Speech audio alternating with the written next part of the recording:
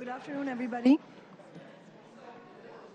This is the regularly scheduled meeting of the Human Services, Equitable Development, and Renters' Rights Committee of the Seattle City Council. I am Councilmember Kshama Sawant of District 3. The time is 2:10 p.m., and we are in council chambers. And I hope we will be joined by other council members, but we're going to have a committee meeting regardless. We have just come from a very exciting press conference where seniors and community members have spoken very clearly about why they want Bird Bar Place and the Central Area Senior Center to be held for public use in perpetuity in the hands of the community. We will have them at the table in a few minutes where they will talk about their efforts to transfer formal ownership of properties from the City of Seattle to their nonprofits currently operating out of those buildings. The nonprofits have had mutual and offsetting benefit leases, which means that they use the properties rent-free, but in return, they use the property to provide an invaluable service to the city, providing crucial community and social space. Transferring formal ownership would not change anything in terms of the community benefits delivered by these properties. However, it will make sure that these spaces will be held for social and public use, regardless of income, into perpetuity, and that they will not be up for grab by for-profit developers. Most immediately, Bird Bar Place won a $1.455 million state grant, but has been unable to collect it for several years simply because the City of Seattle's establishment has unacceptably delayed transferring the property ownership for the last 7 years. Now, if the state legislature does not reappropriate the money in this session, Bird Bar will end up losing the grant, and through no fault of their own. As of now, that reappropriation, meaning reassigning that $1.5 million for Bird Bar's use, is in the House capital budget, which is good, but it is not in the Senate budget yet. And unless a special session is called, the state budget will be finalized by the end of this week. And that is why it is urgent that we make sure the state legislature ensures that the $1.5 million are there for use by Bird Bar Place, regardless of when the ownership gets transferred. Community members will be speaking today about how they have advocated for this in the past 7 years through 3 mayoral administrations. Last November, the City Council passed a resolution unanimously, sponsored by Councilmember Herbold, setting a deadline for the end of March to complete these transfers, but that deadline has also now passed. Later in the meeting, we will talk to the Seattle Renters Commission. The chairs of the commission will discuss with us their work plan for 2019, and the commission's tenant protections work group will present on 2 of their most recent policy recommendations: rent control and extending the notice to tenants for rent increases to 180 days. Both of these issues are very much interconnected because we're seeing in a city that is very quickly becoming a playground for the very wealthy and for big business, ordinary people are having to struggle both for affordable housing and accessible social spaces. So I'm really glad that we're going to have both these discussions today. Before we start the discussion, we do have public comment, and we have about 15 people signed up for public comment. Given that we want to come to the discussion as soon as possible, I am appealing to everybody to stick to 1 minute each, so that we can hear everybody for a minute each who have signed up for public comment, and then we can begin our discussion, because part of that discussion is also what are our next steps? What are we going to do after today, right?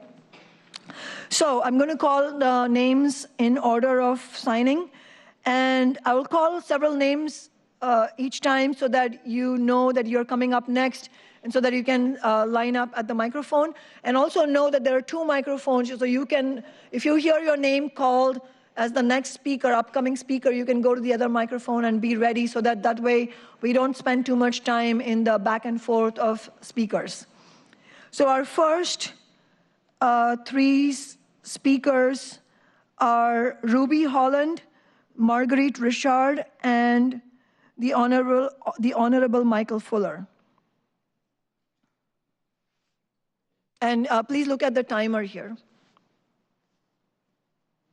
To all members of the Durkin Developer Cartel, you need to create an anti-displacement plan for every homeowner in every urban village in Seattle, or you need to make every neighborhood share in the density crisis and upzoning. Anything less is a joke and is seen for what it is, a land grab pure and simple. The overtly discriminatory MHA is a ploy to take prime property out of the hands of seniors, middle-income earners, Asians, Hispanics, and Blacks from the seedy and South End and place it into the hands of greedy developers. If you think we are going to walk away from our property while the rest of Seattle goes on with their lives as if nothing's happened, wrong answer. That's not going to happen. To suggest that people of color sell their land and return to rent from the very people they sold to is an insult and absolutely appalling. Seattle citizens from Magnolia and Laurelhurst to Mount Baker and parts in between rejected the MHA because they know the value of property ownership. I asked every homeowner, renter, business owner, and pro bono attorney to stand with us in solidarity as we fight this scourge to protect our right to own property and to live in Seattle. We need to tell Durkin and her racist machine that we value diversity and we reject their vision of an all-white Seattle. If you want our property, you'll have to fight me for it. So call off the pit bulls and fat cat developers. Thank you.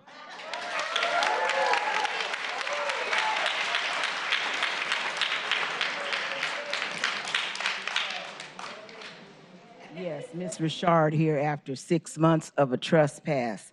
So I went into my archives and brought out the Central Connector, July through September 2013. So that's some time ago, and I still have it.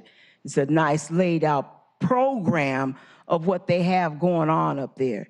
But then what I see being produced down here is telling Black people in 2019 that they're not good enough to lead. They're not good enough to hold on to something, that their children walk through there. They had funerals maybe up in some of those places, repasses, all kinds of things that I know for a fact that went on in those two buildings. And now you turn around and this is 2019, like they said, a new breed of institutionalized slavery and the worst Black massacre on us that I've lived through. See, I was just coming up when Dr. King was being murdered, but now I'm full grown now, and you're still perpetrating fraud on us? I say no more, okay? No more.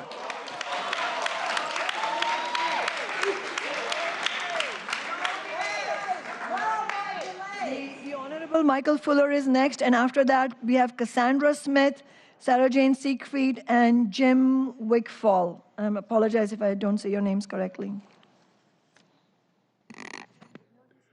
So one, as I continue in prayer, I can't help it because I was in a coma 4 months. I can't help it because it took me 2 years to learn how to eat, talk, and walk again through the grace of my God. I can't help it because I have brain damage. I can't help it because I always remember what my 2 neurologists told me, that people would try to take advantage of me because I have brain damage. Now, 400 years enslavement as of August of 2019.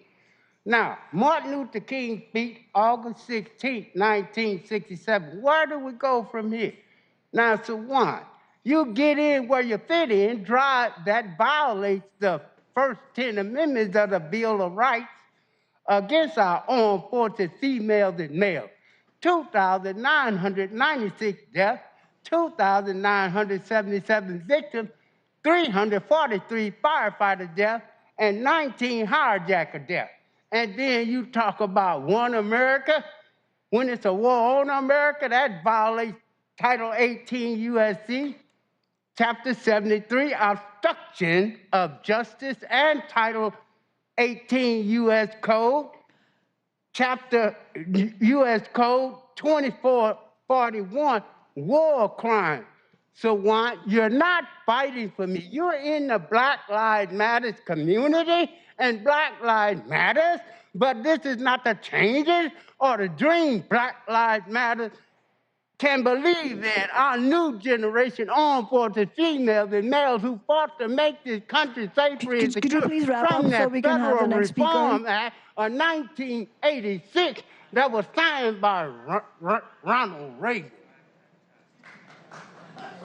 But my God got your address in your phone number because you're not fooling me in the CD. Cassandra You Smith. understand? You note that for the record, and you let the record reflect. Then we have Sarah Jane Siegfried, then Jim Wickfall, and then we have Joan Paulson. Go ahead. My name is Cassandra Smith, and I'm a product of Seattle, where I grew up across the street from Garfield High School, High School. I've been able to be blessed to travel in and out of Seattle most of my life. And I've watched the decline of minority community as well as Chinatown, where I also grew up. So I'm watching all communities disperse. So if Mayor Durkin was standing here today, my question is, what is your exchange? Because sometimes you don't have to ask before you take, but considering where would you place the seniors if you took? That's my question. Where would they go? What would they do? Because the same way back in the early part of the 90s, back in 91, 92, where they went to ask people for their homes, due to ignorance, they sold their homes. But not knowing until 2019 is still the same take. You're taking and you're taking. So I'm asking everyone, please sign and stand up for what matters.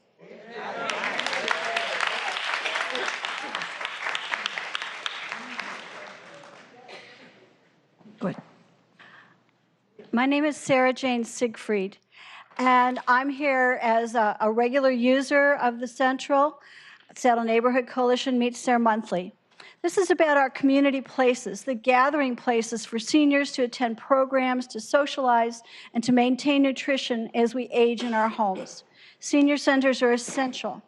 We know that seniors who isolate and that they live shorter lives, are more likely to deteriorate and actually die years earlier than seniors with active social lives.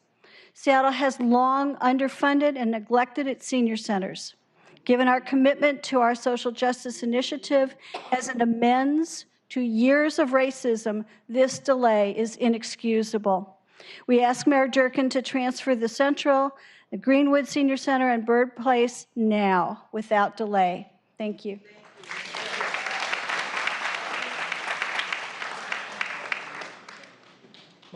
My name is Jim Wickfall, and I'm the CEO of Sound Generations.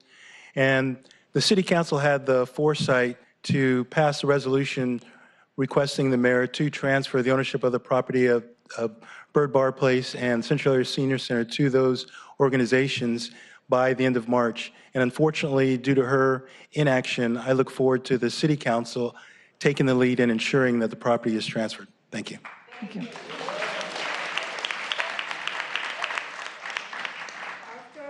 Paulson, we have Mindy Lee, Lori Lucky, am I saying that right? And John Barber.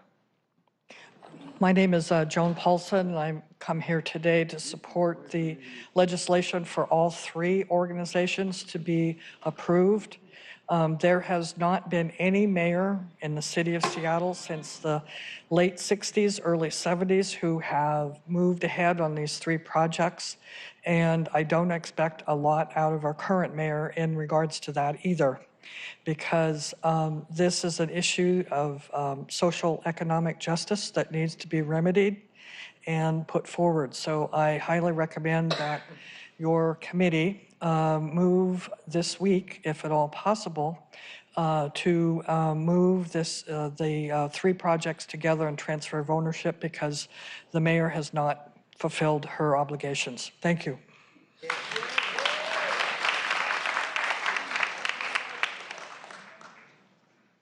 Hi, I'm Mindy Lee. I'm a member of Puget Sound Advocates for Retirement Action, and I have never been to the senior center, but what I'm seeing here today is community, and it's amazing. And as you bet. And as much as people need food and family and a place to live, they need community. It's another part of people's lives that keep them healthy, keep them connected, keep them vital. Don't let the mayor sell this property away just because it's got a good view. These people need that property.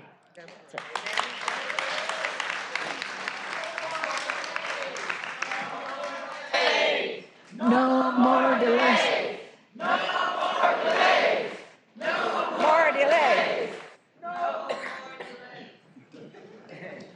My name is Lori Lucky, and I've been a member of the Central Area Senior Center for 4 years.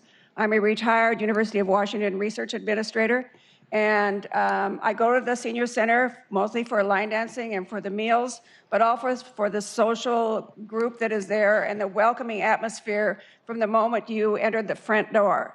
I think that if we look at the overall membership of the Senior Center, this is one of the most heavily African-American centers in Seattle. This is seniors who grew up under Jim Crow and discrimination. They did the work that a lot of Seattleites didn't want to do if they were white and didn't need to do because they were privileged. These people deserve their senior center. They deserve this view. They deserve to have a nice place to go and see each other. They represent the institutional history, just like the Northwest African American Museum does, of African Americans and Blacks in Black Seattle.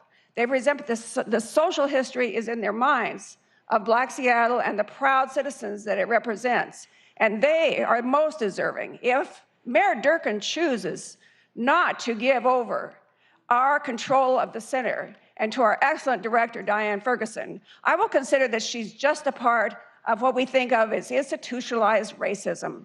Thank you.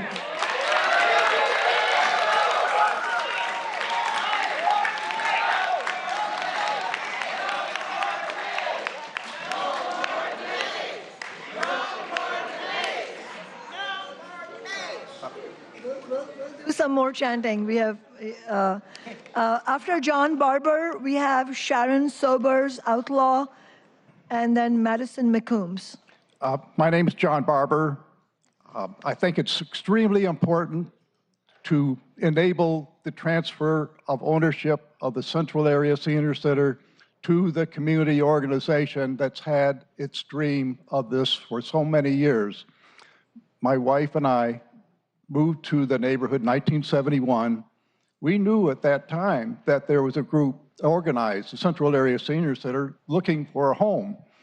And we were there in 1972 when there was a statewide bond issue, the Health and Social Facilities Bond issue. It passed by a vote of something like 700,000 to 500,000 voters in Washington. We voted to tax ourselves to have this kind of community facility. These bond issue monies helped buy the property. Since being at the center, we've made many friendships. We've enjoyed the health benefits of the programs there. It keeps us together as a neighborhood, and this is extremely important to keep this facility operating as a senior center.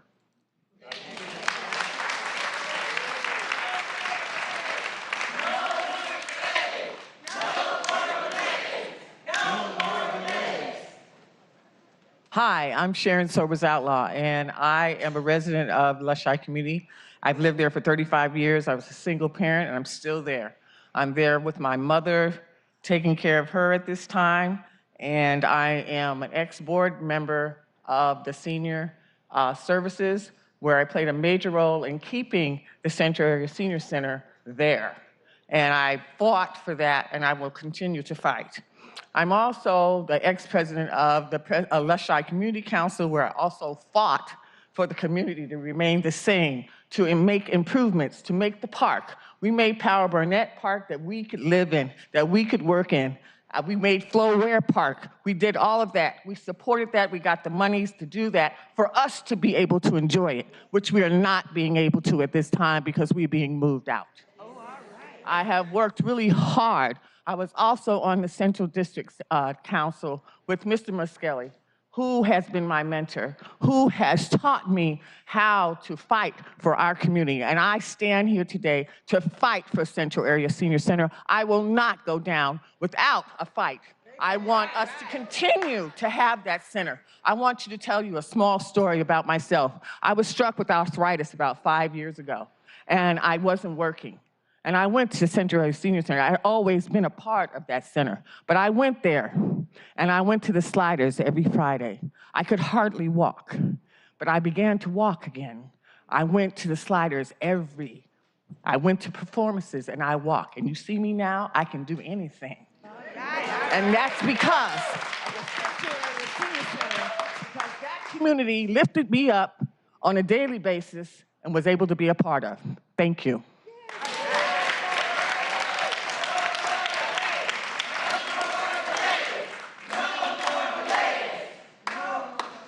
Hi, my name is Madison McCombs. Hang on. Before Madison goes, we have, after Madison, we have Pastor Vic Langford, then Norma Roberts, then Nancy Grafton, and then Reverend Harriet Walton wanted to say a few words too.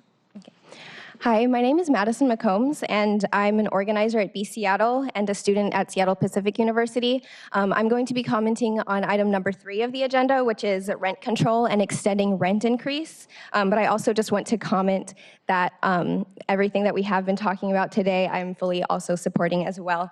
But I believe that rent control and extending rent increase notice are policies that will help make Seattle a more equitable place to live, especially across people of various financial and economic class statuses. And we at Seattle also believe that these policies will will increase stability for people in Seattle who are the most vulnerable, people of color, women and female-headed households, the elderly, and poor communities. These are the people who our policies need to be putting at the forefront of our minds and prioritizing and putting first. And policies like these need to be prioritized. And overall, if we prioritize the most vulnerable people in our society, it will make Seattle a better place for us to live, for all of us. So with that in mind, I just reiterate that I am representing Seattle and myself and multiple other individuals in supporting the policies of rent control and extending rent increase notice. Thank you.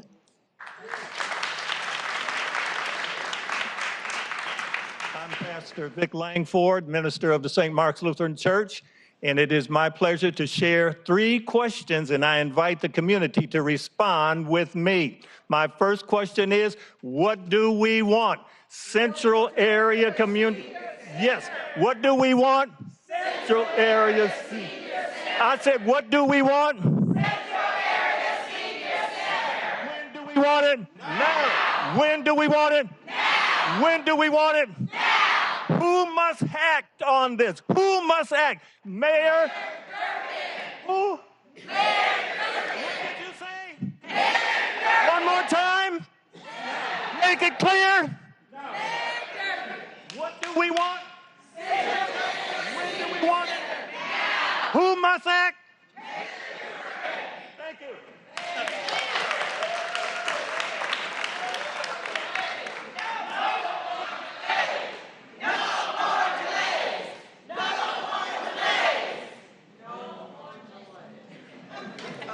Okay, my name is Norma Roberts, and I want to say to the city and the government to stop hiding behind low-income and affordable housing when they want to take property from senior citizens and owners.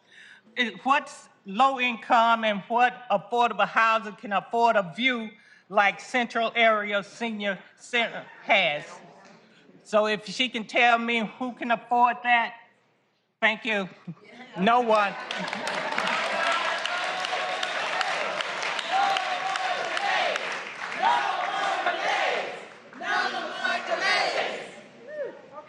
Can I ask, next time we chant, let's also hold up the red placards every time we chant, okay?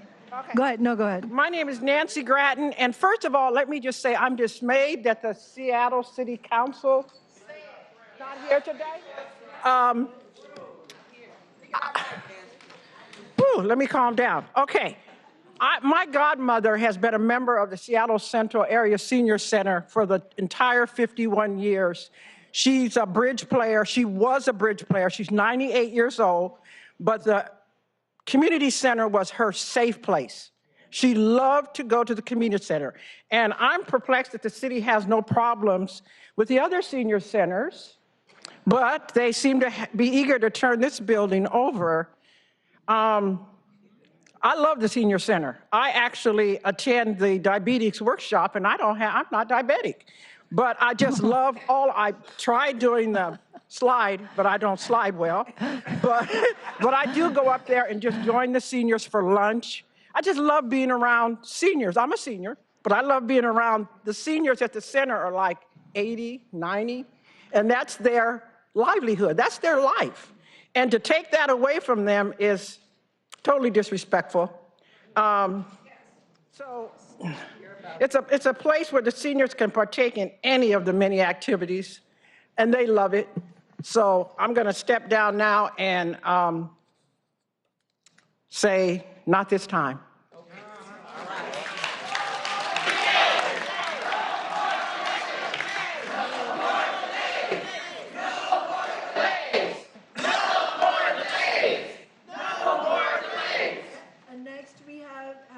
Who's the last speaker in public comment, and then I'll ask all the presenters to come to the table after she finishes speaking. Good afternoon. Again, this is an auspicious day to do what's right in the world. It's always a good time to do what's right. And, we're here because, number one, we have a right to be here. We are the descendants of the stolen ones. Been here before the 13 original colonies. That's how long we've been in America. So we have a right to be here. And so we're speaking in this right today. And I'm speaking for Mothers for Police Accountability, have used the center more than once. And now I've grown to be a senior. I'm grown to be a senior. Isn't that a blessing? It is a blessing to grow to be a senior. All right, isn't that fabulous in here? And we're all well, and the senior center help keep people well. And you know what, Mayor Durkin, it's no excuse.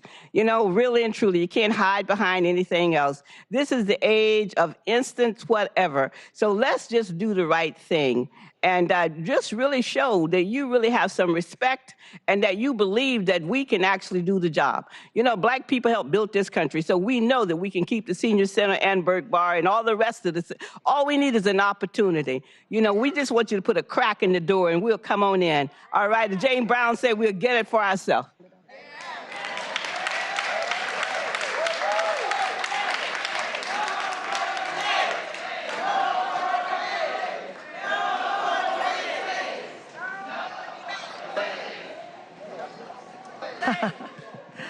So, thank you everybody who spoke both at the press conference and at public comment.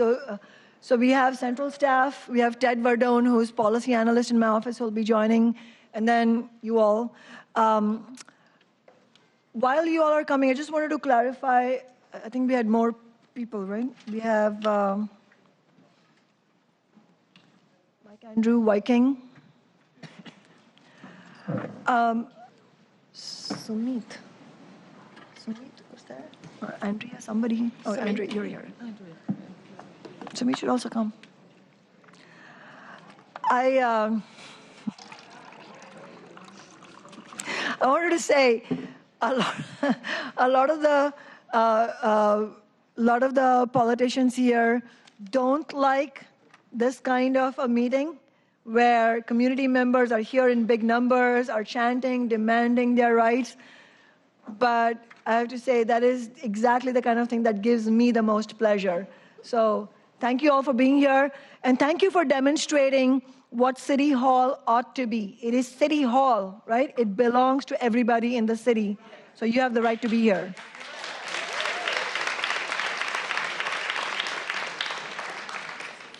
Just for the record, just because we have to conduct the meeting in a certain way, just for the record, I will ask each person starting from here, give me one sentence introduction, and then we will have Jeff Sims from Central Staff introduce some of the points, like the background, and then it's a free-flowing discussion, so please feel free. Go ahead.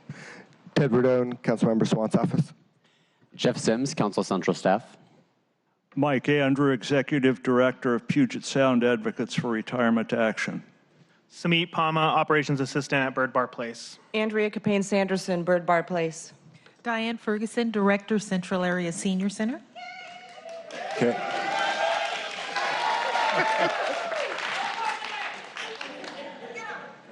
Garrett, Africatown Community Land Trust.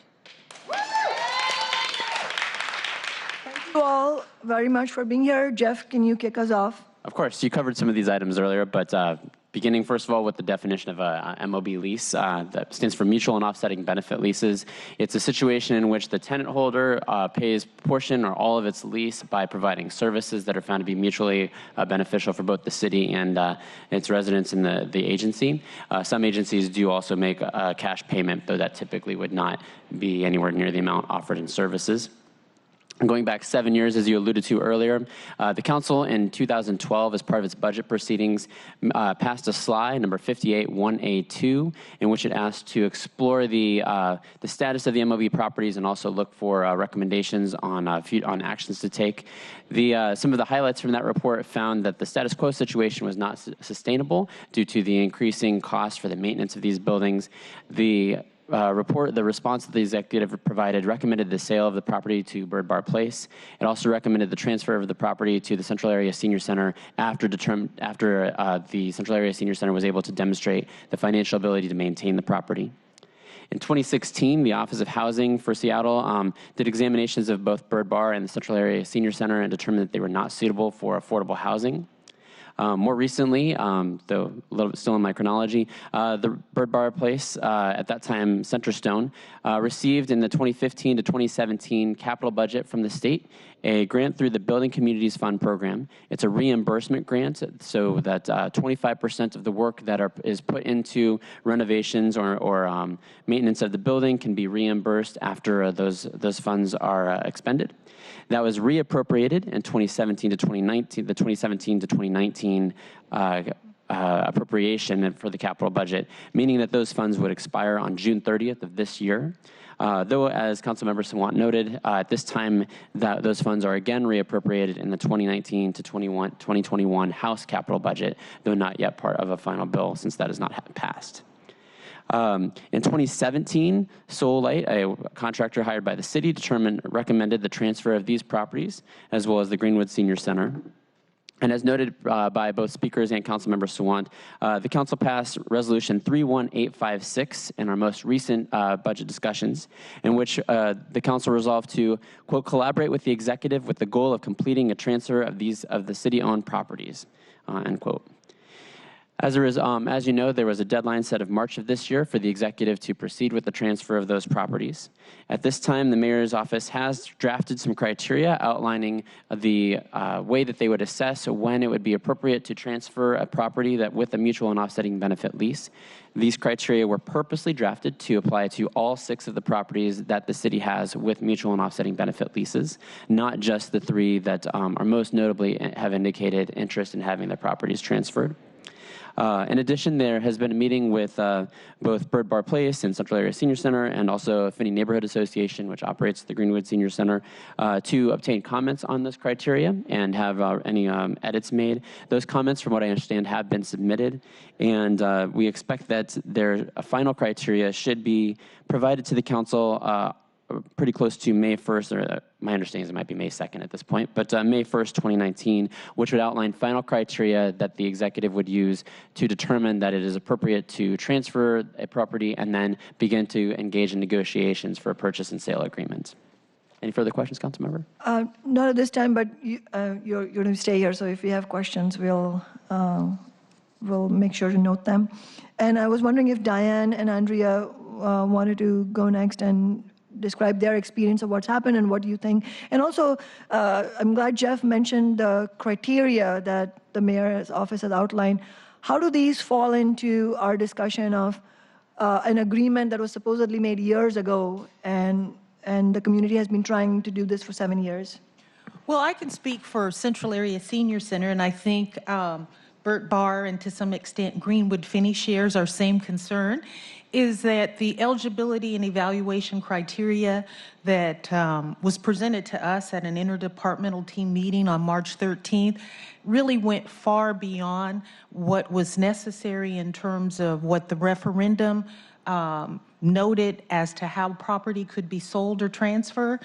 It wanted us, for one thing, it added a whole new criteria that was not a part of the original referendum, in which the state and the people voted to make sure that the Central Area Senior Center site, the Greenwood Finneywood site, could be sold. And that was, they wanted us to look at and offer to them a development feasibility plan as to how we would develop the property. And so the minute that I saw that, I immediately wrote back to the interdepartmental team and said this was not something that was a part of the original referendum money. It was not part of the 1975 contract that was signed by then Mayor Wes Ullman with Department of Health and Human Services, where the property was then transferred to the city of Seattle after the levy was successful. And so it really was a can of worms. You're opening up a can of worms, because the criteria was that if we wanted to stay on the property, we needed to present to them a development plan for affordable housing, which we know is a can of worms. And my response to them was, this is not part of what the resolution said that was passed by the City Council on November 18th. It's also not a part of the referendum requirements. And we know that it's a very loaded question and something that we could never satisfy. And that in our work at the Central Area Senior Center, one of the things we had to do was meet with all of the various departments. And we met with the Office of Housing. We did a study ourselves, as well as the Office of Housing. And the first thing that they noted and wrote in their report, that because we are on a steep slope on the 31st Avenue side, it could never be affordable housing, because it would take so much money just to develop and firm up that slope, that before you did that, to actually build the housing, it could never be affordable. We, through our partnerships and relationships with some of the media and our Public Information Act that I would suggest everybody utilize, we were able to get a copy of the redacted information where the mayor and her team met on December 7th of 2018 and actually drafted the criteria of eligibility and evaluation for the November 18th MOB properties. And at that moment in time, the evaluation criteria also suggested that at the Central Area Senior site, it would be a wonderful site to build 10 single-family houses. And so we're just real concerned, and we just want to move forward because we think that it is not honest and it's disingenuous to what the resolution was that was passed by the council. Thank you very much, Diane.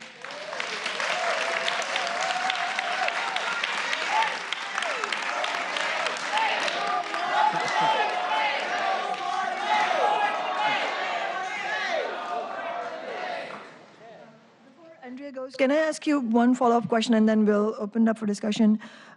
You mentioned, and of course, Sumit and others at the press conference mentioned the referendum.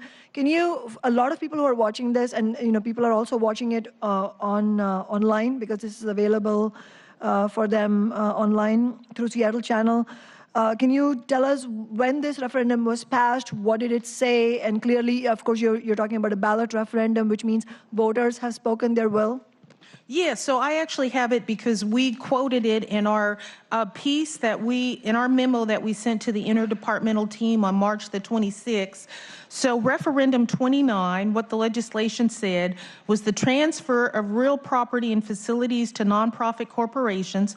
Public bodies may transfer without further consideration real property and facilities acquired, constructed, or otherwise improved under the Social and Health Services Facilities 1972 bond issue to nonprofit corporations organized to provide individuals with social and health services in exchange for the promise to continually operate their services, benefiting the public on site, subject to all the conditions in this section. Furthermore, it says a nonprofit corporation shall use the real property and facilities for the purpose of providing the following programs as designated by the Department of Social and Health Services. facilities for social services, adult and juvenile corrections or detention, child welfare, daycare, drug abuse and alcohol treatment, mental health, public health, developmental disabilities, and vocational rehabilitation. The deed transferring the property in subsection 1 of this section must provide for immediate reversion back to the public body of the nonprofit must revert back to the public body if the nonprofit corporation ceases to use the property for the purpose described in the subsequent 1 of this section. And criteria written into the law include A, transferred allowed without no further consideration, B, a written promise to continue to serve the public, C, the deed must provide for immediate reversion back to the public body if the nonprofit corporation ceases to use the property for the purposes described in subsection 1 of this section. So that is actually what the referendum called for. And in the case of Central Area Senior Center, the purchase price in 1975, if we can imagine, was $300,000. And the money for that property, $185,000 of it came from the referendum itself, which was voted on by the people.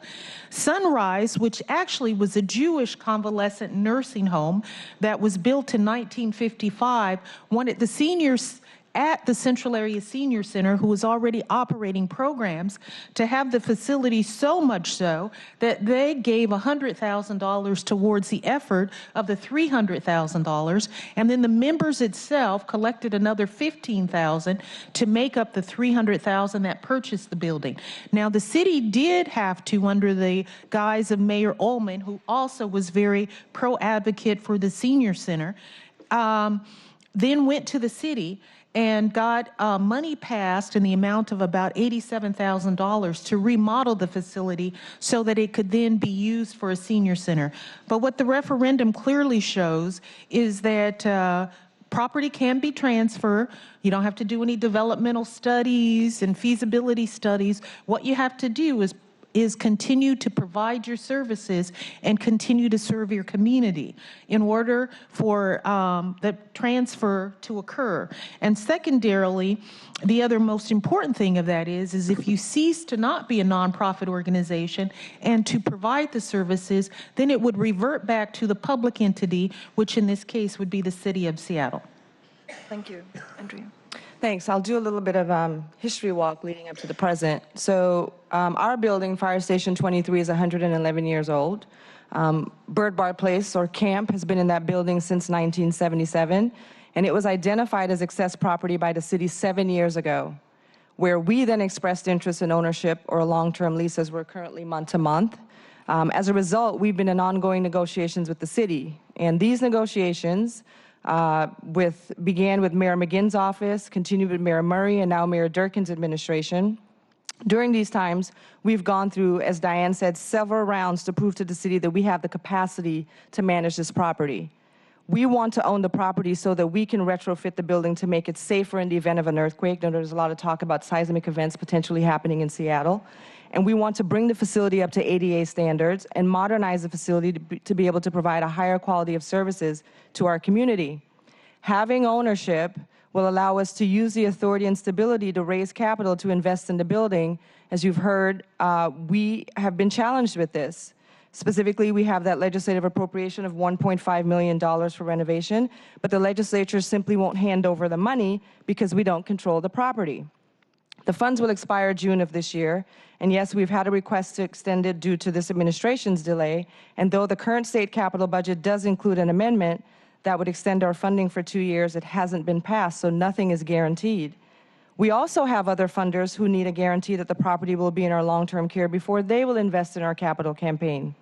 Essentially, Council Member, 3 different administrations over a 7-year period has made commitments to us regarding the transfer of this property and the senior center, with each administration conducting some level of assessment, and Indiana agreed with their own internal assessment every time that these 2 properties should be transferred to us. This property has been committed to us both verbally and in writing, which we both have documentation, established that we meet all documented criteria for a transfer. They even went as far as saying that they are confident in our organization's abilities to manage the property after transfer. The successive administrations have said that? Yes. The most recent iteration of this process to transfer the property was initiated in 2017 and included 6 organizations at the time: Bird Bar Place, the Central, Greenwood Senior Center, South Park Community Center, Southeast Health Clinic, and Southwest Senior Center. 3 of those properties, which includes us in the Senior Center and the Central, were slated to be completed by 2018. This round of transfers stalled when the city yet launched another review. This mayor's office has created an interdepartmental team between the Office of Economic Development, Department of Neighborhoods, Finance and Administrative Services to develop yet additional criteria for transfer. Recently, we've had several meetings with the city to review these new criteria, which asks, again, for another layer of documentation on our operations, financial viability, technical capacity, and ability to maintain the facility, among others. Prior to former Mayor Ed Murray's resignation, the property was to be transferred to our organizations by mid-2018, as it was determined that in addition to the benefit to community organizations housed in these properties, that the city also stood to gain from these transfers, as the large investments we stand to make in seismic upgrades and elevators are expensive. Also, transferring properties would remove the city's financial responsibility to provide basic maintenance and allow our organizations to raise funds. Lastly, as you know, Council Member, in the fall of 2018, City Council adopted Resolution 31856, calling for Mayor Durkin to transfer this property and other properties to community-led organizations no later than May 31st of this year. Now we keep being told a formal letter of intent is the next step, but the process keeps dragging on with no formal letter to date. Essentially, we feel there's a goalpost that keeps getting moved on us. Mm-hmm. Yes. Mm-hmm.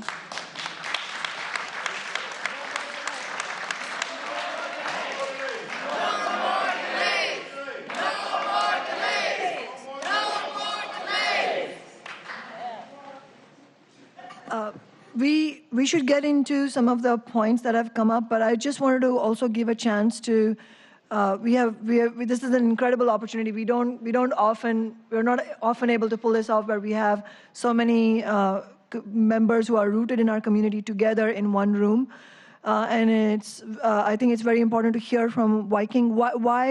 Can you share with us why it's important for Africatown and our community in the Central District, and especially how the preservation or not preservation of these two spaces particularly affects our Black community members? And then, Mike, if you could also share why PASARA cares about this, and that's also important because many of the members of PASARA are retired labor union members. Why should the labor movement care about this? Sure, thank you. I think it's been well stated by Diane and Andrea, the facts of the record. And I mean, just to hear that an institution of this magnitude and this long of existence is on a month-to-month lease is ridiculous. It's an insult. I mean, this is reminiscent of sharecropping. What can you do in a capital society, you know, with a month-to-month lease? There's no way you can leverage that asset to grow, and that's the whole foundation of what we see happening around us. The predatory developers are leveraging, over-leveraging. They crash the economy by leveraging. And so it's just a real shame that we would even hear it stated that we have an institution that is working for the social good every day, has been for over 40 years, and it's on a month-to-month lease. So and at the same, on the other side, we're hearing equitable development and, you know, all these things each day. And so we just want to, you know, have these issues resolved expeditiously. We know new rules keep coming into play, new delays, and as you've heard many times, no more delays. We want to take what we currently have and plan for a future that includes us. And we need action, not just rhetoric. to move that forward. And so we've heard, and we know there's other institutions and assets in our community that need to be protected. They are in the public realm, and they need to be leveraged for the highest and best public use, not the highest and best exploitive use for someone to just, flip the property and move on. We don't know where this capital is coming from. It could be any state, any country, but we know that our community has been here rooted in the Central District for over 140 years and has made significant contributions to this city. And so this is just a basic matter of dignity and respect for our elders and our community and our children and future generations.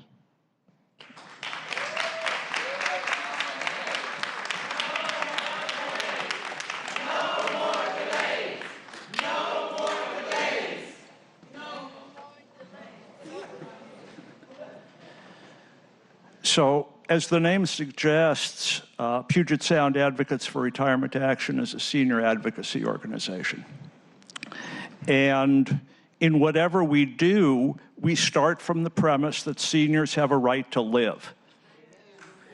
And not just exist or not just subsist, but after putting in 40-some years working, building this city, making this city run, seniors have a right to retire in at least modest comfort and security, and part of that is to be able to have public spaces where they can come together with other seniors, with their family, socialize, have a nice meal, play cards if they want to, learn to play the guitar if they want to.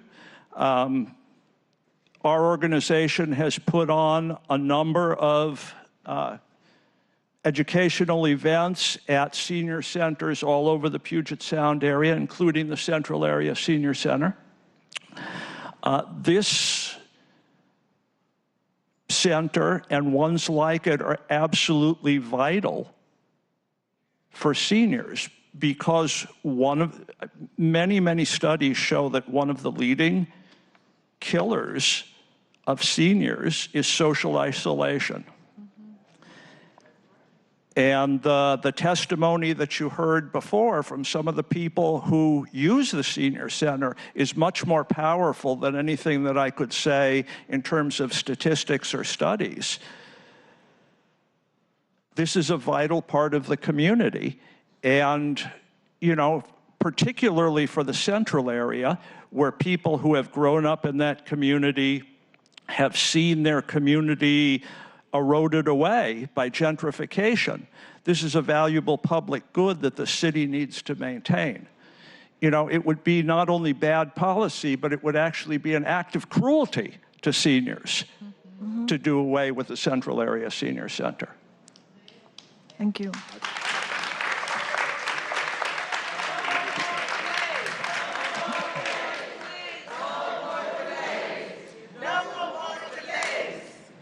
I just wanted to add to what the gentleman said and what others have said, that this is a matter of life and death.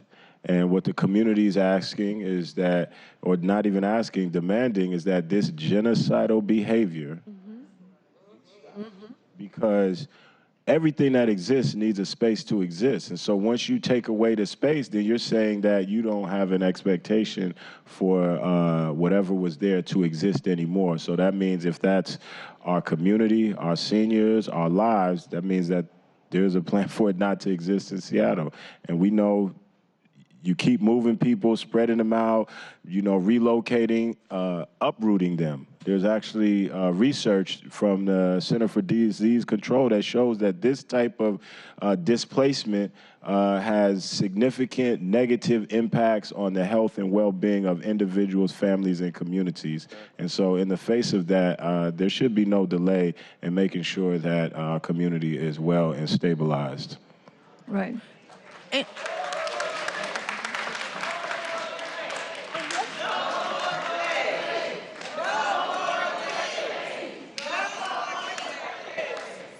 So the other thing that's really important is on yesterday, Bert Bard, myself, and the Greenwood Finney received a letter from the interdepartmental team about our negotiating process, a process that in many ways is disingenuous to myself. One of the requirements that they asked of us was to project out for the next 15 years what our cost and our expenses would be. And my response to them was, if you give us the last 15 years, we can project out to the next 15 years, and I'm still waiting to receive that. I have not received that yet. But in this letter of yesterday, the last paragraph says, the transfer of property by the city will include consideration of affordable housing. We continue to believe that given the city's current housing affordability challenges, it is in the public interest to require that any planned redevelopment of a city-owned property include consideration of the feasibility of providing affordable housing. Therefore, we expect to require a durable covenant allowing the city to participate in any major redevelopment so the redevelopment can include affordable housing. So this is the issue. The issue is that we are in a residential area that is zoned for residential. They would have to change the zoning. We also have $1 million view that all of us can benefit from. We know that affordable housing will not be built on that property by the city of Seattle. It is disingenuous, it is non-authentic, it is insulting to suggest that of all the properties in the city of Seattle, that this property is needed to build affordable housing in a residential area, and that is the best benefit than a community center and a senior center where everybody can come to on a daily basis and participate. Furthermore, it is not a requirement, it was never a requirement of the referendum money that the city received for the property. They said that the building could be transferred at any time to the nonprofit organization as long as they continued to offer their mutually offsetting benefit. And so Central Area Senior Center publicly, and will state this in writing to the city, that we do not feel that development feasibility is something that the city should require of us as a condition of owning and having the property transferred to us, because we know it's not authentic and genuine. Plus, legally, in the money that the city received, it was never a requirement then. Right. Absolutely. Before you come on, I wanted to say one thing in response to what the points that came up, but I also wanted to let everybody here know that my staff are distributing these sheets to all of you. Please make sure you fill that in, because we want to take pictures of these and make sure that we have something that we can use for our follow-up actions, because I don't think as glorious as our organizing has been for today, which I think we should really, we should be happy about our collective effort, it will not be enough.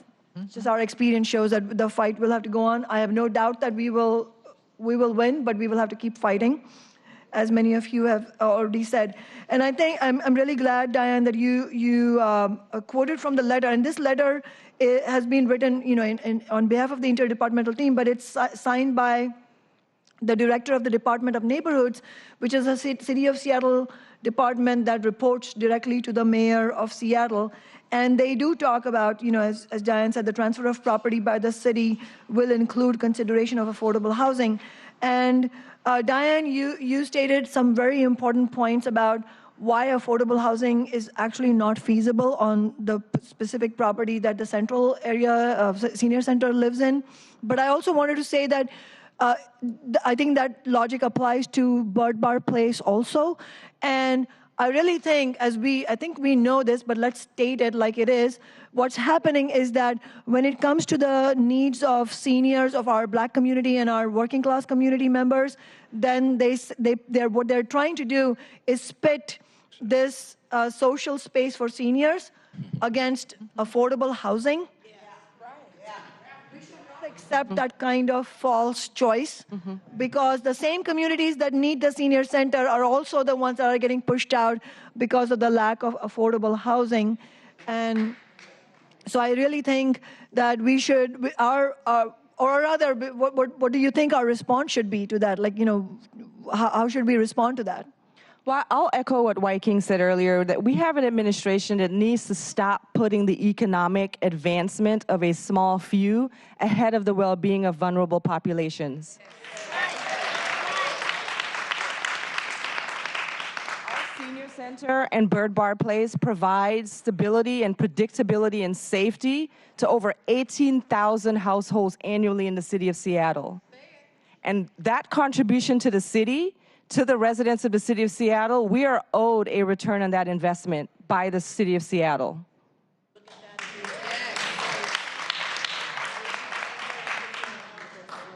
So I just want to follow up on the idea of the city trying to pit affordable housing against social spaces.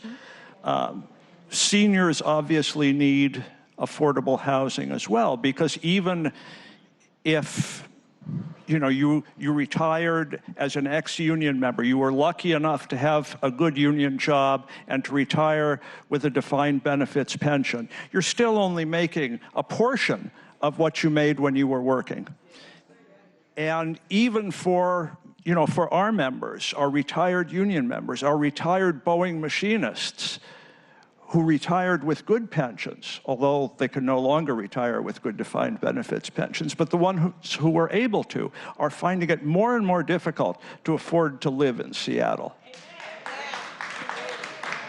And so we need both. We need both the social spaces for our seniors to gather and to build a sense of community. And we need affordable housing. And we need affordable transportation, and we need good medical services. And we need access to food, because many of our members live in so-called food deserts where they don't have.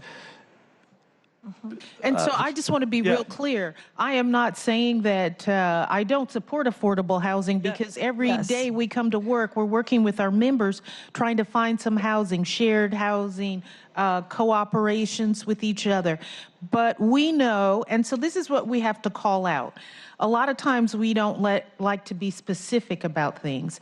What is specific is that the site that we are on can never be affordable housing because it is too expensive to build on that site. And so we would be co-opted. We would be disingenuine to try to pretend that we could achieve something that's not achievable. We are realists, and we know that affordable housing will not be built on that property by the mayor. It could be built by Amazon or Google or someone with a lot of money, but then it ceases to be affordable and it ceases to be community. And so it is not our place, it is not to the interest of our members to take away a social space. And we know that that is a disingenuine thing, but it's a great talking point. If we all ran around and said, let's build affordable housing, and we don't bottom down and go, well, affordable housing can be built there, but it can't be built here. And then you have the seniors thinking that, oh, they're going to put affordable housing on this property, and then I'll get to live here as well as have my community center. No, it will not be built for you. You will not be living in any housing that gets built on that property because it's too expensive and we cannot afford it. So let's keep it a community space. Let's honor all the people who come before us, who worked really hard for that space. And I think that we can answer our questions of affordable housing, homelessness in the city of Seattle if we have the will to do that. Right. And I'd like to add to that. I'd just like to add, many of our elders who go to the center are homeowners in the community, and they are facing pressure of being displaced from the affordable housing that they already have. Mm-hmm. And so if this is the primary concern, then we need a robust mitigation strategy. As the upzones have happened, we need to make sure that our community members are able to stay and grow and age in place as well, and also have a path for their grandchildren to be able to continue and hold on to the property. We understand there's deferred tax strategies, but still, at the time that they pass, all of that is due and can become an undue burden. So if this is the case, we know it's been, already proven unfeasible at that site, then let's start focusing on where it is feasible in our community to have more affordable housing, to have more Liberty Bank buildings, and to have the community members that own their properties now continue to maintain ownership if that's our primary concern, which we share, right? But again, we don't want to conflate the issues and confuse the people. Right. I think, yeah, absolutely. And I think that is the main thing that, in terms of we're coming towards a close for this discussion, but we're not by any means close to the end of our fight to win this. So I think one of the things we will need to do as a community, as a movement, is to, as our speakers have said, to reject this false dichotomy between social space, community spaces, and affordable housing, because it's the same community that needs both. And in fact, we are at this moment losing both. Working families are losing both social spaces and affordable housing because this city is fast becoming a place only wealthy people can live. And that has also meant a massive displacement of our Black households. And so I strongly agree with Diane that this is a disingenuous ploy by the mayor's office to say that we're not going to transfer this properties until you show us evidence that you can build affordable housing here. I think it is important that our movement, as Diane said and as Andrea and others said, we should not fall into the trap of if you want to save the Central and Bird Bar, somehow you're against affordable housing. We should absolutely reject this trap. We don't want, this is because they're trying to reduce the legitimacy of our demand by saying, well, that means you're against affordable housing. Instead, we should turn back and ask the mayor, if you care about affordable housing so much, then are you going to support the rent control ordinance? If you support affordable housing so much, why did you and the majority of the council repeal the Amazon tax, which would have built affordable housing in our cities by taxing big business, because our homeowners are already overtaxed through property taxes, right? So I think, first of all, make sure everybody fills, I don't know where that went, the thing that I had held up. I can't find it now. Make sure you fill that out. And I know many of you have the plan to go up to the 7th floor and demand that the mayor listen. I think you should. Unfortunately, I cannot because we have the agenda item to discuss rent control. But I do want to say one thing before we all disperse. We agreed that this was only step one, and we need to continue the fight. Yes. Thank you. Thank you. Our next step has to be even bigger. I think we can get hundreds of people to come out with us. We should aim, I don't have the date and time, we should coordinate and figure out what works for our community members. But I think our goal should be to as a next step, in a few weeks, have a big rally that brings hundreds of people, either at City Hall or in our neighborhood. Either way, I have no doubt that it will put a lot of pressure on the political establishment and the mayor's office. And we should also, I think, have a letter writing campaign. We should send emails to all the council members and the mayor where and I'm happy for my office to share a draft if that helps. But the main point that we should make in that is exactly what our speakers have said, which is that we reject this false dichotomy between affordable housing and social spaces. If you cared about either, you wouldn't have done what you have done so far, and you would be supporting us in property transfer. So what we need is the immediate transfer without delays of these properties into community ownership, and we need to tax big business to fund affordable housing, and we need rent control. And we should make sure that our movement to save the Central and the Bird Bar Place also brings renters alongside us, because there are many, many renters in our community who will support our homeowners as well, because we are both struggling against gentrification and displacement. So let's make sure that our next step is even bigger than today. But I wanted to congratulate everybody for such a phenomenal action that we did today. And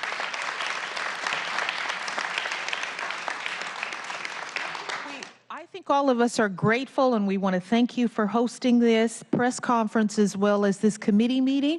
And I would actually go a step further and say that in the resolution, it was very clear that if the mayor did not act by March 31st, that the city council would act. And I think part of what we need to do is to help the city council frame their own thinking about what kind of action should be taken.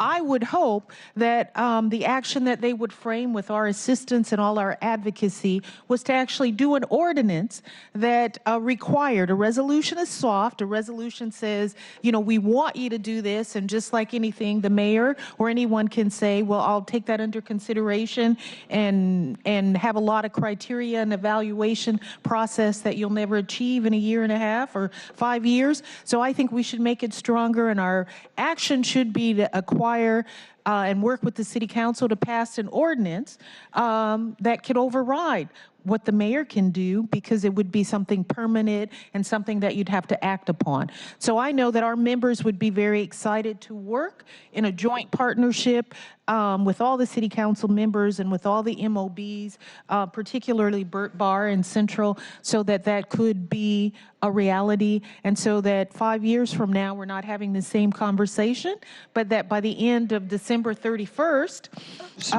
you know, we will have that, and we will add Fire Station 6, yes, so that absolutely. this can be a reality. And in fact, at the meeting that we had on Monday that you had organized, Diane, I had said absolutely. Well, we will be working, and in fact, Jeff is making notes as we speak.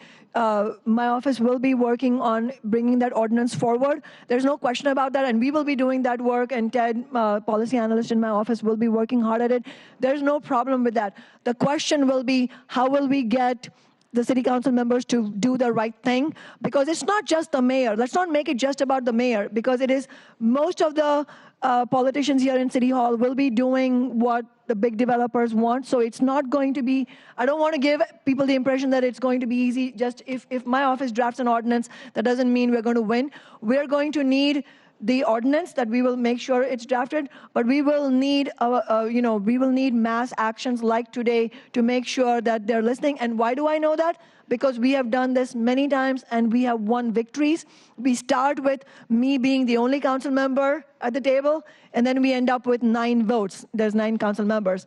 We can do that again, because we have done that again and again. But the only way we have done that is to make sure that all the politicians here, both the mayor and the council members, know that we are serious about fighting our fight.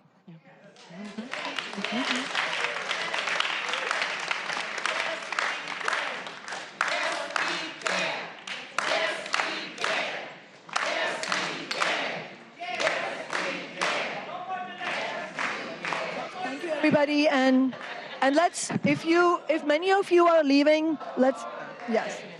No.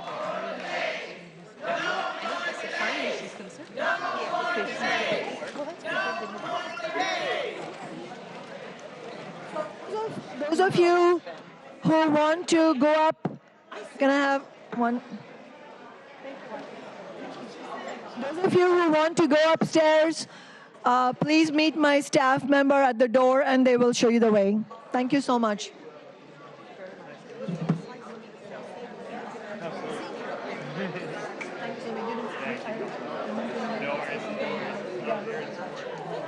Absolutely, totally agree. Sorry, I meant to mention the audience. I'm so glad you brought that up. I know that you did too. Yeah. No, you did a good job. Thank you so much. Thank you very much. And we'll stay in touch. Yes.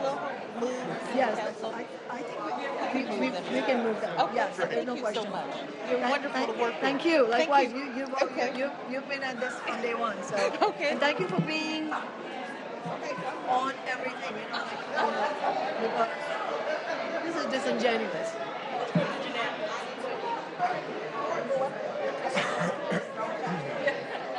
You know? Yeah. Yeah. You missed. We had great talk.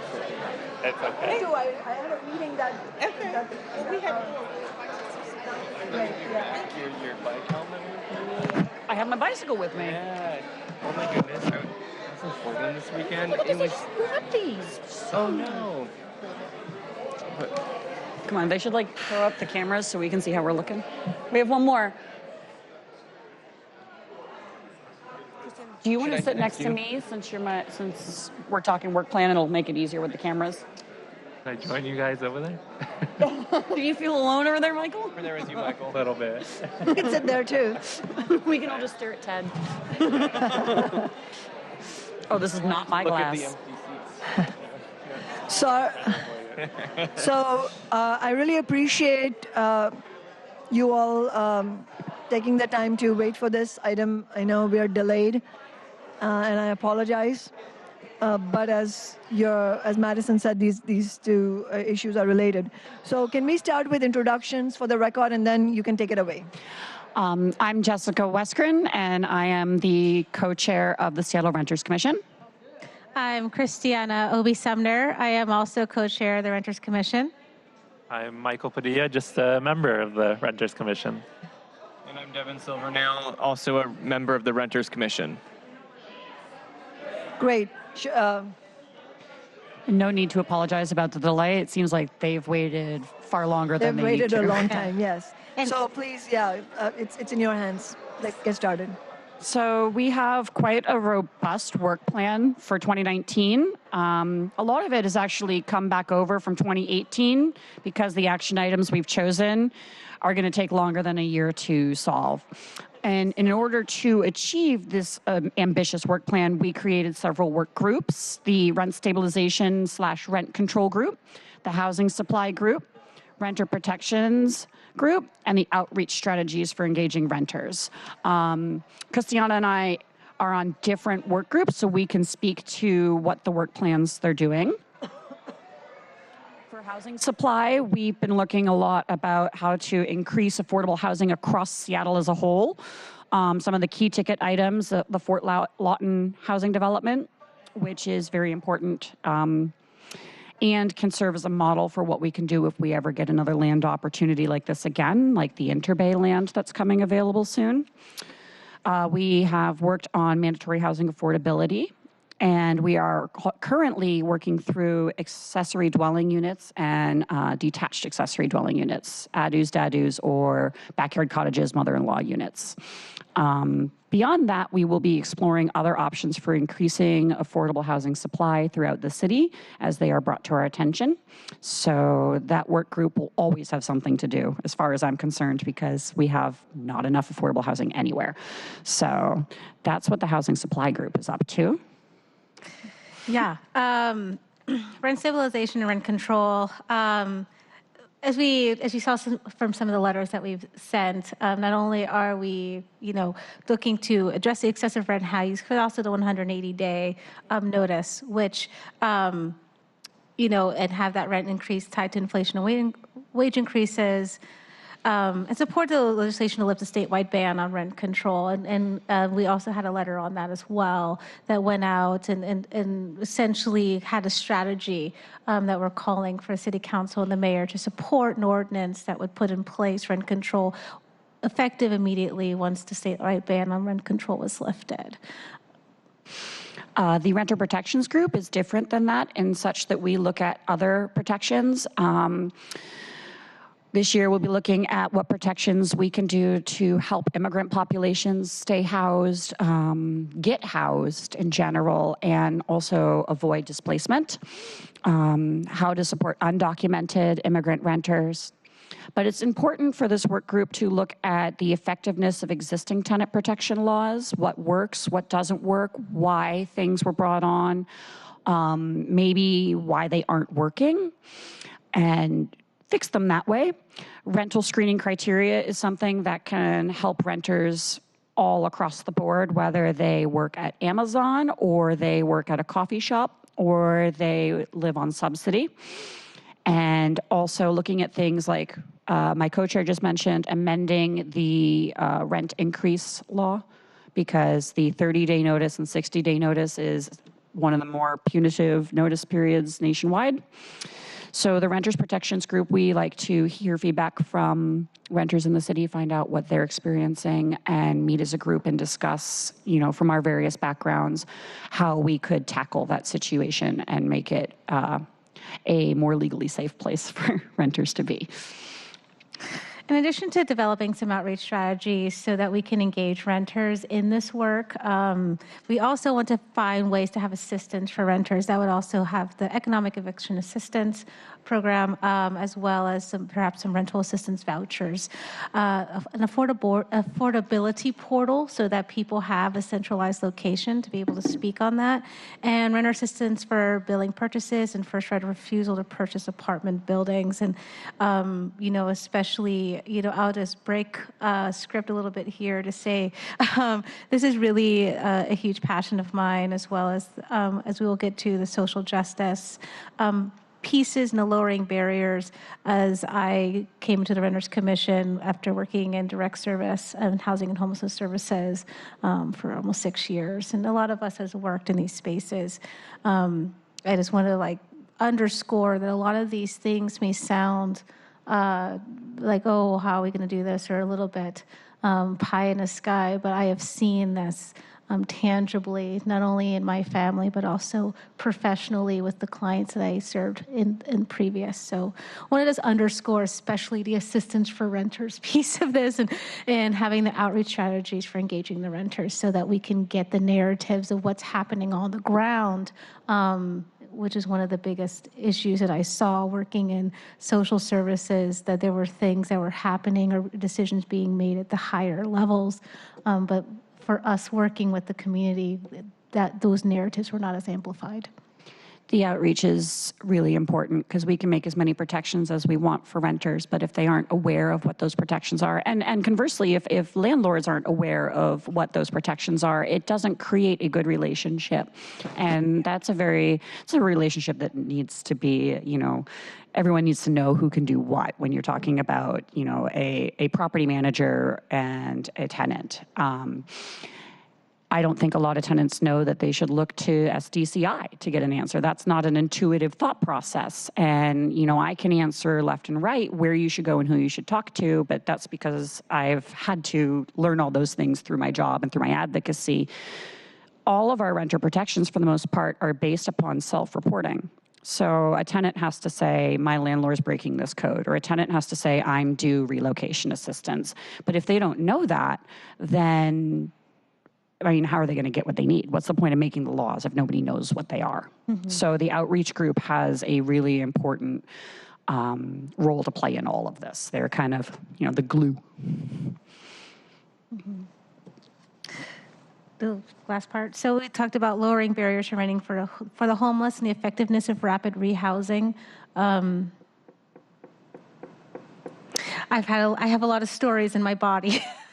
I've worked from everywhere from permanent supportive housing to I was a housing navigator at Harborview, and working through the coordinated entry system, trying to work through the coordinated entry system. Rapid rehousing has always had some significant issues to the stability of housing. Especially for folks going to the social justice piece in that intersectional space. We have race and gender impacts of housing accessibility and affordability, as well as class impacts. I spoke earlier today with the Disability Commission about, also the intersectionality of disability as well, and people who have a fixed income, people who need universal design, people who need perhaps a more streamlined or intuitive structure to getting into housing that just does not exist. And many of the needs assessments have shown that the convolution of the systems is part of what has led to some people not being able to find affordable or stable housing. And also housing availability and resources for low-income seniors who identify as LGBTQ+.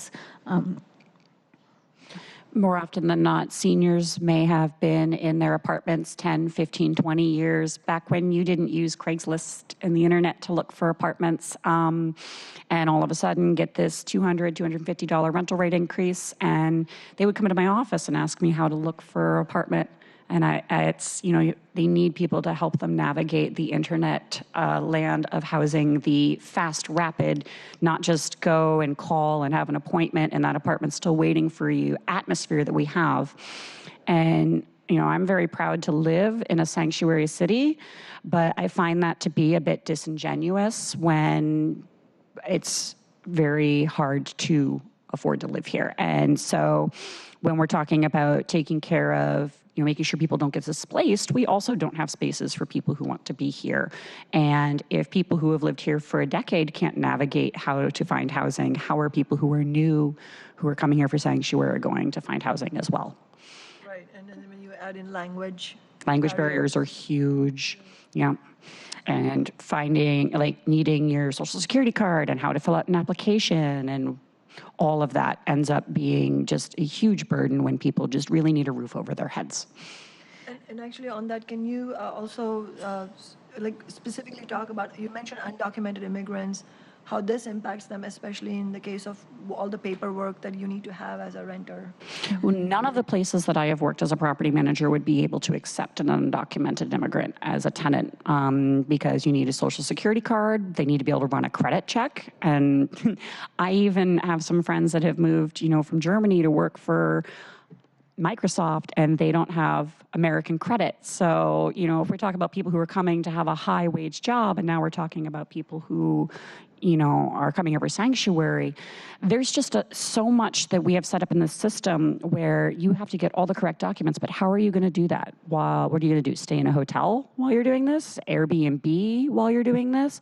All of these are large costs, and there aren't enough advocates out there assisting people with this paperwork so that they can get into the safe housing. So what you do run into then is people living in unsafe housing, living in the places where the codes aren't up because, they finally got a roof over their head. They're not going to report the fact that their doorknob doesn't work or that the refrigerator is dead, because then they'll lose that housing because they don't have the legitimate documentation to get into something that might be more regulated. And I know that in my family, both me and my partner are disabled, but we were able to maintain where we are in District 5 up north. But where the urgency for this is kind of going to what we just saw in the previous amazing collectivistic action was, a light rail's coming to Northgate. A light rail is coming down the street from my house. They are tearing down the mall, which is already getting rid of some of the resources that I've come to rely on to do things like buy clothing or furniture or entertainment. But there's also not anything to help me and my partner feel safe or secure in our housing against displacement and gentrification. It's one of the last places that's affordable to live. So there's a lot of this that, when we're talking about this, we're talking about the most vulnerable populations, but I also challenge folks who are listening to this to also be mindful perhaps of where that the bias of the archetype may take them. Because both me and my husband, although disabled, are also trying to work hard, also trying to maintain our housing, trying to create a family, and we just see everything building up around us in a way that makes us concerned around what's going to happen to our lease this summer. And that's no way to live. When you're already worried about scarcity, you're already worried about trying to make your rent, and then you're going to have to wonder if you're going to have to come up with the $7,000 or odd dollars they said the average is for move-in fees. That's no way to live. And so I think in Seattle, if we really care about race and social justice, if we really want to lead with race and equity, and if we really want to be a sanctuary city in the full embodiment of what that means, we need to do the thing. We need to do the thing of what that means. And so I'm hoping that as co-chair with our amazing commission, that we're not just talking philosophy, that we're also holding accountable to action. Yeah, as Viking said earlier, we want action, not rhetoric. Yes. Yeah. I mean, some of those leases can be up to 72 pages long when you're looking at addendums. And it's like, you get your cell phone contract, you don't read it, you just sign, click acknowledge that you read it. But when you're doing a lease, and you shouldn't do that. I mean, I think you should probably read everything. But with your lease, most assuredly, you should not just breeze through 72 pages because of a language barrier or because of a disability that might hinder you from doing that. But who's going to help you do that? Mm-hmm. And it puts all the burden on the tenant, who is probably also working 40 plus hours a week at a minimum wage job, and it's a lot to ask. Right. That's pretty much for the work plan, though. So we can actually talk about the two letters that we have here. So two different work groups kind of came together on these. The first letter is the passing rent control, which would be the rent control, rent stabilization group. And they worked in conjunction with the tenant protection law group. And so our two peers over there worked very hard on. There's your presentation. Which one of you would like to go over the presentation? And they're both loaded up.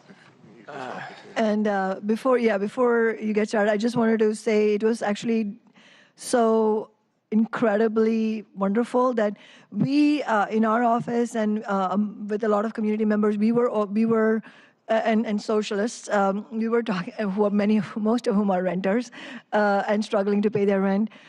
We were talking about, how would it be if we pushed for, we built a movement for rent control here, because that's what we know we have to do that in order to, this is a starting point to get the state ban lifted. But what if we actually built a movement in Seattle to win a law that says rent control free of corporate loopholes, but a law that will go into effect as soon as the state ban is lifted, because we don't want to be confronted with that question again and again, like, well, how can you do rent control? It's illegal. And so for us, it was just incredibly amazing to see the Renters Commission recommending exactly the same thing, because it really made us feel like, well, we're not alone. Socialists are clearly in tune with what many of us are thinking, and as you said, the Renters Commission brings in a lot of the experience that people are feeling. And I have to say, since the press conference we did on Monday, that B Seattle and Renters Commissioners were also they were there in personal capacity, but clearly, following the recommendation that you all voted on as a commission. Since then, our experience has been that to find that most renters are super excited about this idea. In fact, they're like, where can I sign up for this? And most of the time when my office shares petitions for people to sign on some issue or another of social justice, we'll get lots of people signing it, but most of the time people will just sign it and not write comments.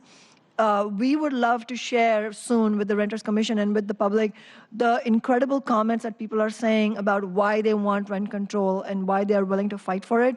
And so I really wanted to thank and congratulate the Renters Commission for showing this leadership, and also now Bill can have your presentation. We have an exciting collection of people in Olympia right now who are listening to this kind of conversation and starting this kind of conversation as well. So that adds even more excitement for me, That's at least. great. Yes, absolutely. Well, and a really great thing about this too is that it's not just Seattle. We're the city that gets to talk about it right now, but hopefully, other cities will see us as an example. If we can pass rent control here, the proactive rent control that we're talking about here, we can go and see places like Wenatchee or Yakima, Auburn, Kent, places like that, smaller cities that are feeling this burden as well. They can take up that mantle of rent control. And I just wanted to actually, before getting to this, note what you were talking about, Councilmember Sawant. For my day job, we do renters' rights work, and we used to do surveys of renters, and 98% of the renters that we talked to were in favor of rent control. So that's a huge number. When it comes to organizing, you don't see numbers like that. Yeah, that's a huge number. So, but why don't we go ahead and get to this? This is just a presentation that we put together that explains our reasoning behind rent control and the proactive rent control that we're talking about. And when I say proactive rent control, it's exactly what you had said earlier, passing a rent control law now that we'll have on the books that we can then use that time to plan for meaningful rent control legislation or meaningful rent control law, actually, when the state ban is lifted.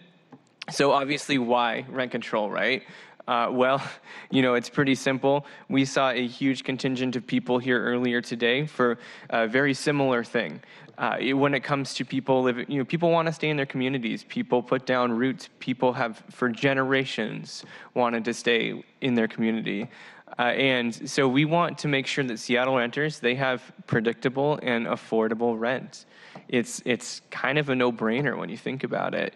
And so actually in the background of this photo, we have the Kenton Apartments, which is a great example of just one of the many buildings around the city that have faced rent increases that have led to a lot of people being worried about displacement, and some of them have already been displaced. Some folks at the Kenton Apartments have received 70%, up to 70% rent increases. That's neither affordable nor predictable. And can you also share with the people who are watching where the Kenton is located and a little bit more about that as well? Sure, yeah. So the Kenton apartment building, that's on Capitol Hill. So that obviously I think in 2019 is a place that we think has come and gone when it comes to displacement and affordability in Seattle. And they were people that were living in a long-term building where their landlord, they had a private landlord that they had a really good relationship with, and they kept the rent below market rate.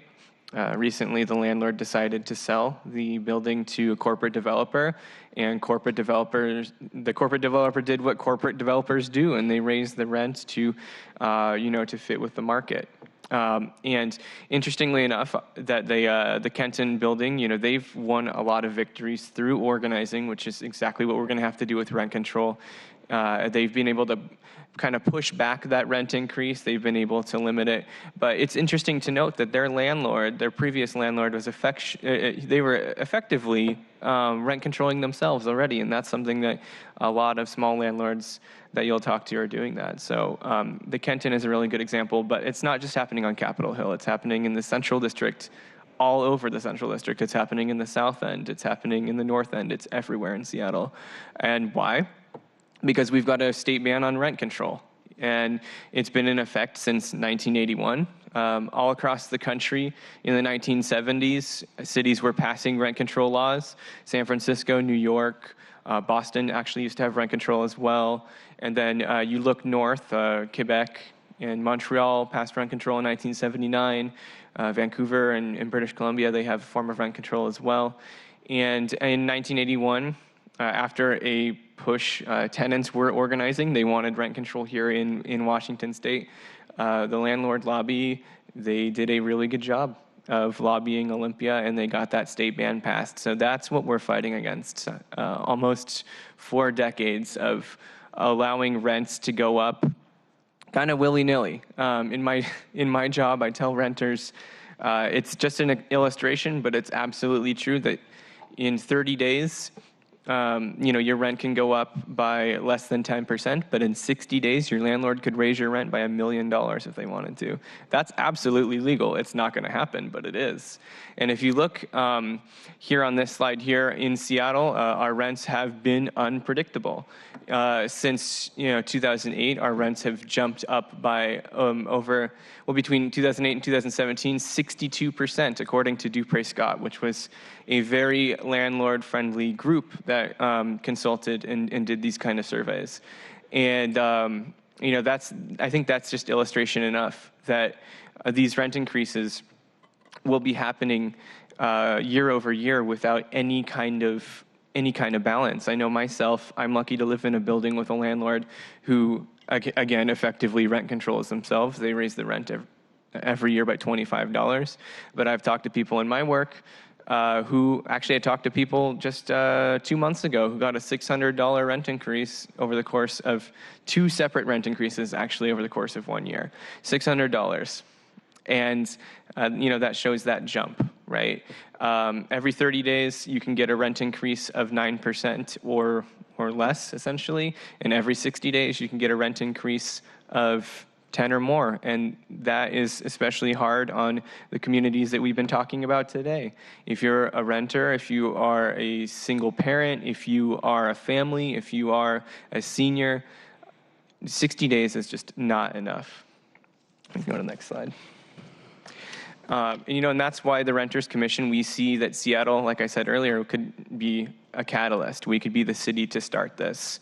If we were to pass a proactive rent control law now, this not only what it will do, not only is it going to send a message to Olympia that there is a need and a want for this in the largest city in the state, but we're hoping that this is going to have a ripple effect, like similar laws have, like source of income discrimination laws, for example, have had all across the state. And I was really hoping that we would have more city council members here to kind of prod us on this, but if we can do this as soon as possible, like we had said in our presentation, in our letter, this is going to be something that will legitimize this rent control fight across Washington State.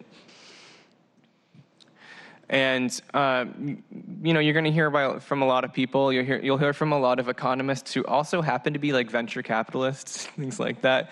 That that rent control just simply doesn't work. It's economics 101, right? In some senses they're right. It is an economics class. It's probably not 101 level, but you do see other cities in the country who are having problems with rent control. But then you also do see cities that have a really great, robust rent control law. And so in the back of this background, we have Montreal, kind of the gold standard for renters in North America, because what they have is rent stabilization with vacancy control. They take away the loopholes, and for them, we'll see later on that their rents have stayed pretty stable. So we can actually go to the next slide where we see, but what about San Francisco? What about New York? What about X, Y, and Z city that has been having problems with their rent control? And myself, I'm lucky enough, I actually used to work in San Francisco as a tenant rights counselor and as an organizer, and I can tell you, the San Francisco law isn't perfect. The rent control law in San Francisco is full of loopholes, and they were put there intentionally because they were one of the first cities in the country to enact rent control during that big wave, but then also because these caveats were required for landlords to buy in. So in San Francisco, no building built after June of 1979 will have rent control. Single-family homes don't have rent control. Mother-in-law, so-called quote-unquote mother-in-law units or ADUs don't have rent control. Vacant units don't have rent control. So landlords in California, they can use what's called the Ellis Act, eviction or other forms of eviction to push people out of their homes and then raise the rent by triple digits.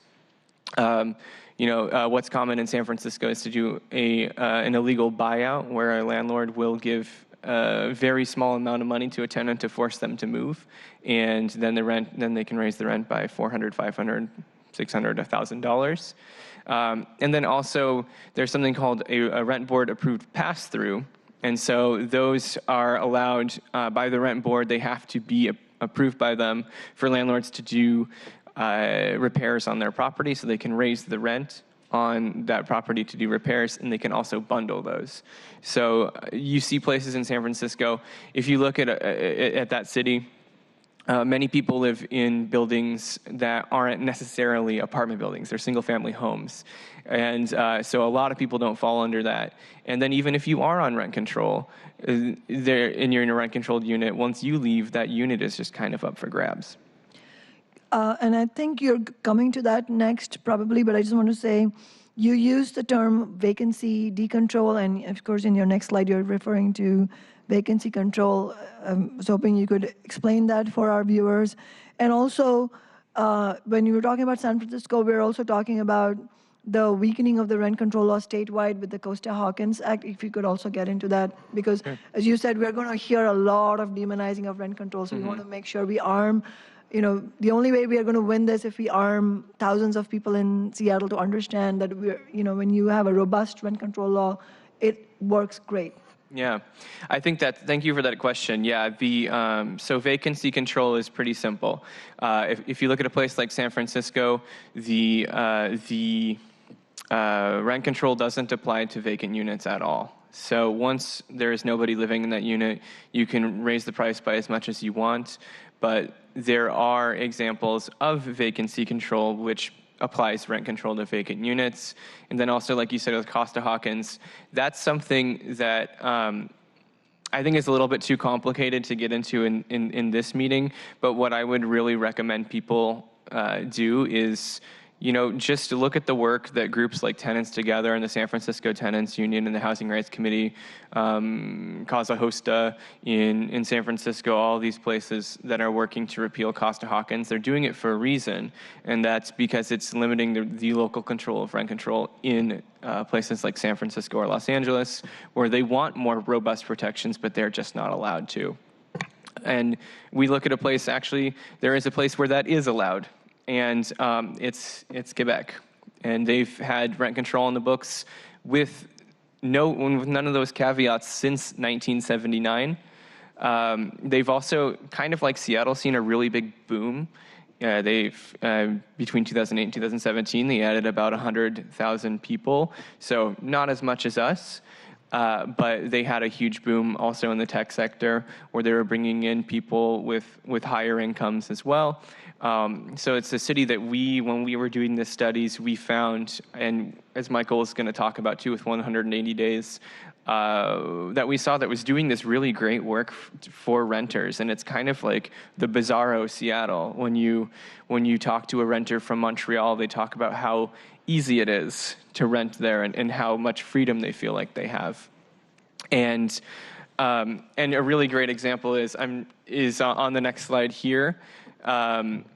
You see that their rent has gone up much less than ours in the same decade that we mentioned. So between 2008 and 2017, their rent went up by $101, and that's across all housing types. So obviously there are places like the row houses in Montreal that are higher rent per month than that, but by all sources combined, it's only went up by 9% on average, and that's because they have that robust rent control policy. They don't have any of these loopholes or caveats that say, well, you have rent control, but then you can also ask for a little bit more money as well. And Montreal's economy has not gone defunct because of rent control.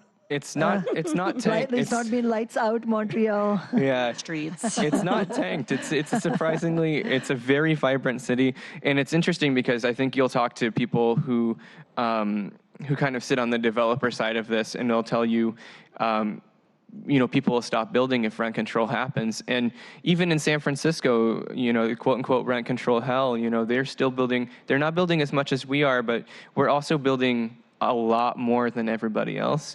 They're adding, if you go to San Francisco and you go to Mid-Market, if you go to the Castro, to the Fillmore, which is very similar to the Central District, where generations of black folks have been displaced for corporate development. If you go to Montreal, you see development happening there too. It doesn't kill the economy like people say. And renters, because what happens is the people, the people that can't afford to live in Seattle now, who still have to commute in from Kent or Auburn or Tacoma or Puyallup or anywhere else, they're going to be able to stay in place with something like rent control. So rather than having these long commutes and people being forced out of the city, the people that are really making the city great and the people that are making the city run, the workers and the teachers and the nurses, baristas, retail workers, these folks get to stay in the city that they love, and again, the city that they put roots in. And if you look at Montreal again, you don't have that worry. I bet everybody at this table can talk about a story of worrying. Christiana brought it up, worrying about what's going to happen once the light rail comes into Northgate. That's a legitimate fear for Seattleites, for Seattle renters. I've had the privilege of talking to renters in Montreal, and they do not talk about that at all. They do not worry about rent increase. It's interesting too, because the folks that I've been able to talk to, they love their landlords. They love, they have dinner with them, they work with them, they paint the house together with them. Yeah, it's a very different world. And can you also share from your knowledge of Montreal, because we know one of the other myths about rent control and the demonizing of rent control is that the quality of the homes deteriorates rapidly when you have like a strong rent control ordinance. So what do the renters in Montreal think about the quality of the rental homes there? Well, I've also been lucky enough to venture into quite a few of those homes in Montreal, and they're like some of the most beautiful old brownstones that you can imagine, right? That's the interesting thing too, and I think a lot of times here in Seattle, and I've talked to small landlords, again, bringing that up, that they are already effectively controlling their own rents. They're stabilizing their own rents. It's not any different than that. The worst, most appalling conditions that I've seen with my own eyes in Seattle when organizing tenants, it's with big corporate developments. It's very rarely with small landlords, and so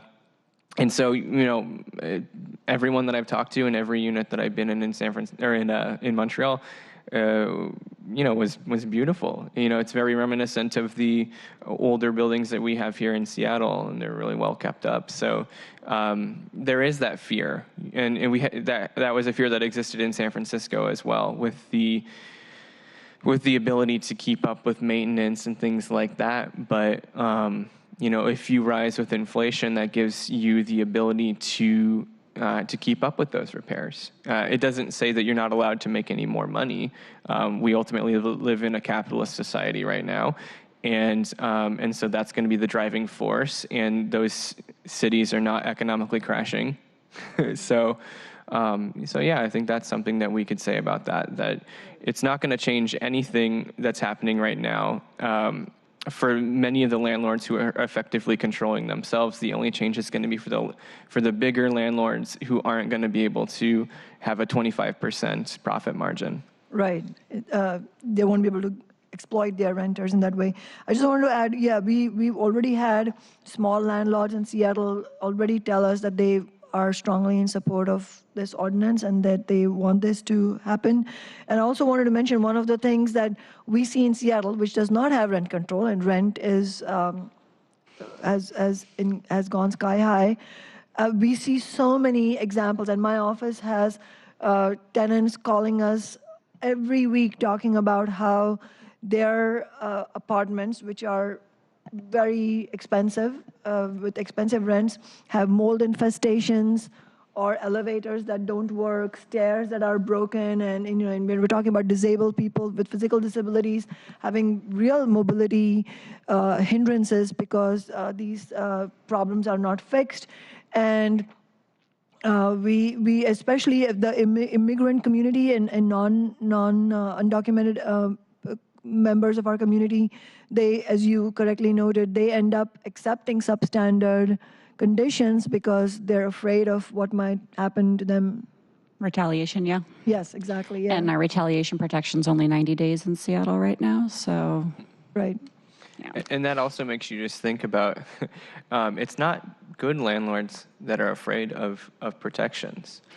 It's people, it's predatory landlords. It's the folks that we might not name that have a law named after them because of the way that they treated tenants as well. And that they filed a lawsuit, which they lost. Mm-hmm. It's really empowering for renters that the law was upheld. Mm-hmm. The larger third-party corporate management is who I believe we're kind of talking about right now. They don't even look, more than often than not, they don't look at your apartment and say, oh, you've lived here 7 years, you're about $200 under market, so we're going to raise you $200. Instead, they actually have software, and this is something we should be aware of, especially if we were able to control Rentberry. We should be looking at these releasing softwares that the corporate property management uses. YieldStar will pump out numbers, and so you'll get a printout daily of what your rent should be on your apartments based upon what their algorithm says. So there isn't any humanness to these rent control or these rent increases that are coming out, especially if they don't mind waiting 60 days. Mm. So if you've ever toured an apartment on Tuesday and they say the apartment is $2,100 and then you tour it on Wednesday and they say it's $23.21, then they're likely using yield optimization software. And that software, again, it's very similar to Rentberry. It takes the human aspect out of this relationship and turns it into an algorithm, an aggressive algorithm that promises large returns to the property management company. So by definition, it gets overinflated numbers that then landlords end up using. Yes. So, for instance, when you look at an apartment, you usually put in more than one application. You know, you're not just going to be, I mean, if you're lucky enough to find the apartment of your dreams that fits in your budget the first time you go looking, then lucky you. But most people look at several apartments, 5, 10. I think the most ones I looked at was over a dozen. And so every time someone looks at that one apartment, the software says, oh, there's interest in this apartment. So whether it's an email, a phone call, or a tour, that inflates how many people are interested in the apartment, which then inflates the software's valuation of what that apartment should be. So if everybody at this table all looked at a one-bedroom apartment in one building, it would assume that all 6 of us would be potential renters and then add even more value to the cost of rent, as opposed to the mom and pop landlords that are sitting there going, you know, Devin's been here a decade, I've got some big repairs coming up, I haven't raised his rent in a bit. How's 150 sound? It's been 5 years since I've raised your rent, versus this software that is not a person, that's just raising rents. When you work in the corporate property management, you actually create the market. Monthly, you call apartments that are similar in style to yours, and you find out what they've been renting their homes at and what their vacancy is. Oh, you're 99% occupied, and you've been able to rent your 1 bedrooms that are 600 square feet for $2,400. Well, we've only been renting ours for $2,200. So maybe we should start increasing ours. And so you actually create the inflation. It's like if everybody who made milk called each other on the phone and was like, what did you get for your gallons of milk? And we're able to control the price that way. And that's where Dupree and Scott got a lot of their information, was from these market surveys that if they're going to do them, I feel like we should all be able to look at them. But honestly, that's also controlling the market and finding out like, oh, you could charge that much? So they just keep going back and forth. If it was me and Michael was making $2,400, I raised to 25, he's gonna raise to 26, and it's just gonna keep going. And that's the scary thing too. I think Jessica brings up a really good point that we haven't been able to touch on as well, is that the human element is taken out of it. That for, and again, not for good landlords, but for bad landlords, that people, corporate landlords or predatory landlords, aren't seeing people as people. They're seeing the people that they can get into units, or the folks showing interest, as dollar signs.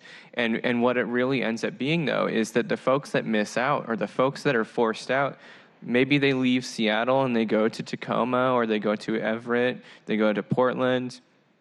But there's also a really good chance that they're going to end up on the street. You know, 81% of the folks that are unhoused right now in Seattle were previously housed at address in King County. That's huge, and you know we're in the middle of a homelessness crisis. This is one way to help solve it.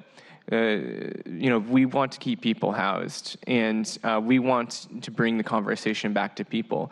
When you talk to a Montreal renter, that's exactly what it is. It almost seems like the landlords have to compete over them.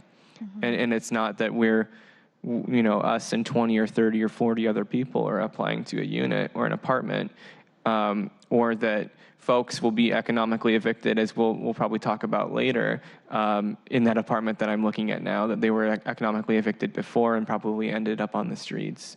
And that's why we want rent control in Seattle. We want to bring it back to humanity. We want people to be able to live in the city, every kind of person. And this shouldn't be a Charles Dickens novel.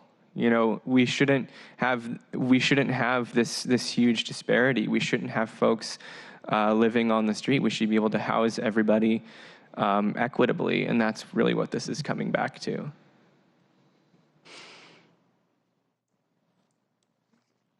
Awesome.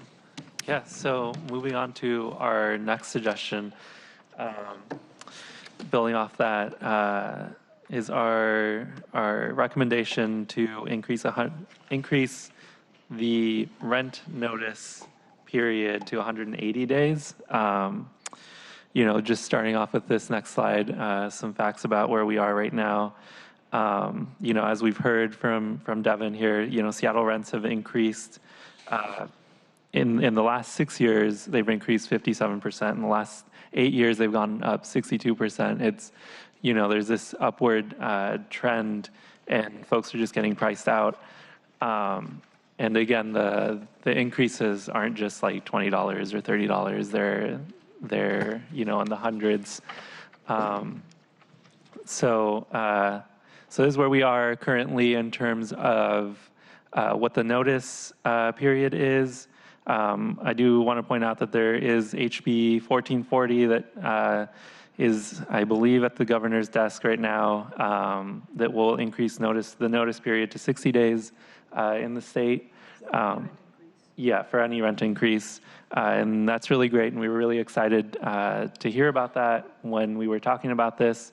But we still believe that 30 days, 60 days is not enough. And we believe that 180 days is what people need. Particularly in Seattle, where the rents are so high. Exactly. Yeah, it's more of a crisis. It's a crisis. So we need to behave like it's a crisis. It is.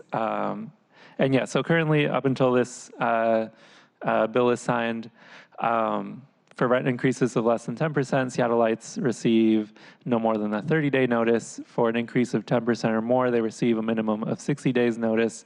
And our question to that is that enough time to either move, find a new place, or to increase your income?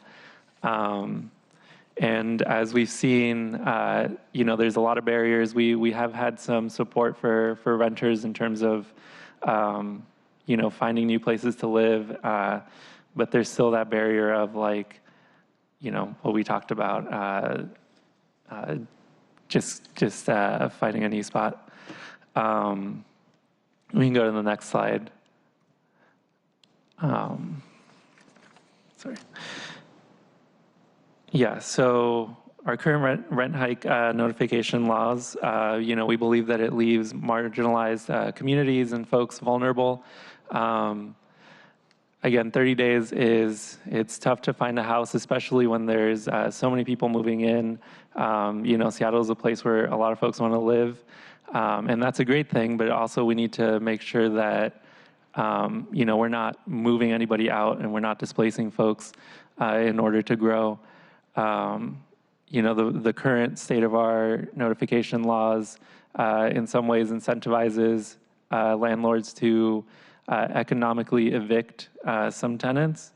And that's, again, where they increase the rent knowing that some folks aren't going to be able to afford it, so that they can bring in someone else that can afford the higher rent. And can you say, generally, what do we observe in terms of, you have the word quote-unquote undesirable? So. Mm-hmm. People with children, because children cause damage to homes, is one example, I would say. Yeah. Disabled people who end up needing accommodations for their housing. Yeah, and I think just anyone who can't afford the new rent, like if you can't, if someone can rent an apartment at a higher rent, they want someone that can afford that, and it's a really sad situation that we're in right now. And then following up with this next point, some folks point out too, well, there's month-to-month options in case somebody wants to take an extra month to figure out, where they're going to move to, or to figure out their rent increase amount. But really, those month-to-month options aren't really an affordable option due to the premium fees. Those fees are added on top of monthly rents, which would mean that now someone is not only paying what they were paying before, but now that there's, what was the number, Jessica? So if I was to give you a rental rate increase number, if I'm like a landlord right now, I would say, hey, your rent's going up to $2,400, or you can go month to month, which is an additional $250. So now you'd be paying $2,650 for the opportunity to take the time to look for a place to live. And they can go from $50 up to the highest month-to-month fees I've seen were $500. And I don't understand how that's even a premium fee. The reason why those are usually included is because it's seen as risky for a lot of larger buildings to have leases expire whenever, which is what month-to-month is. So they can't predict when Michael's leaving. So they charge this month-to-month fee for the risk factor of it. But we're in an affordable housing crisis. It doesn't matter now if it's December or July. You still have a line of people who are looking to move in. So still using them, we don't have any protections on those. You can charge whatever you want for a month-to-month fee. So again, penalizing people.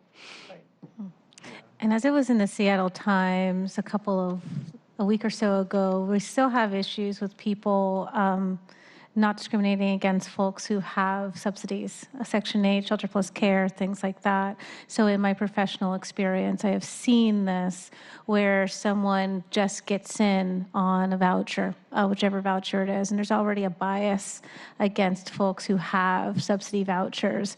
And then they'll say, oh, we're raising, the rent has to increase somehow over your voucher limit. But what folks don't understand is that it's not so much just finding a landlord will take your voucher, but also an apartment that fits within your voucher limits, and then also going through the process of having that apartment, depending on which voucher you have, inspected and approved, and some of them, that you might need to make repairs or changes, get things approved by, the voucher going to the landlord, and it takes longer than 60 days. And there's other things too on the side of some of these voucher programs where they have deadlines and limits. That's a whole different advocacy issue, but we perhaps can reduce some of that, some of the barriers to finding housing for these folks, as well as community education around who has rental subsidies and how it's illegal to discriminate against them. Cost of living on Social Security this year, so the COLA increase was only 2.8%. We're not hearing that rents are going up an average of 2.8%. And that's even after several years where there wasn't even a cost of living adjustment, if I remember correctly. So that's...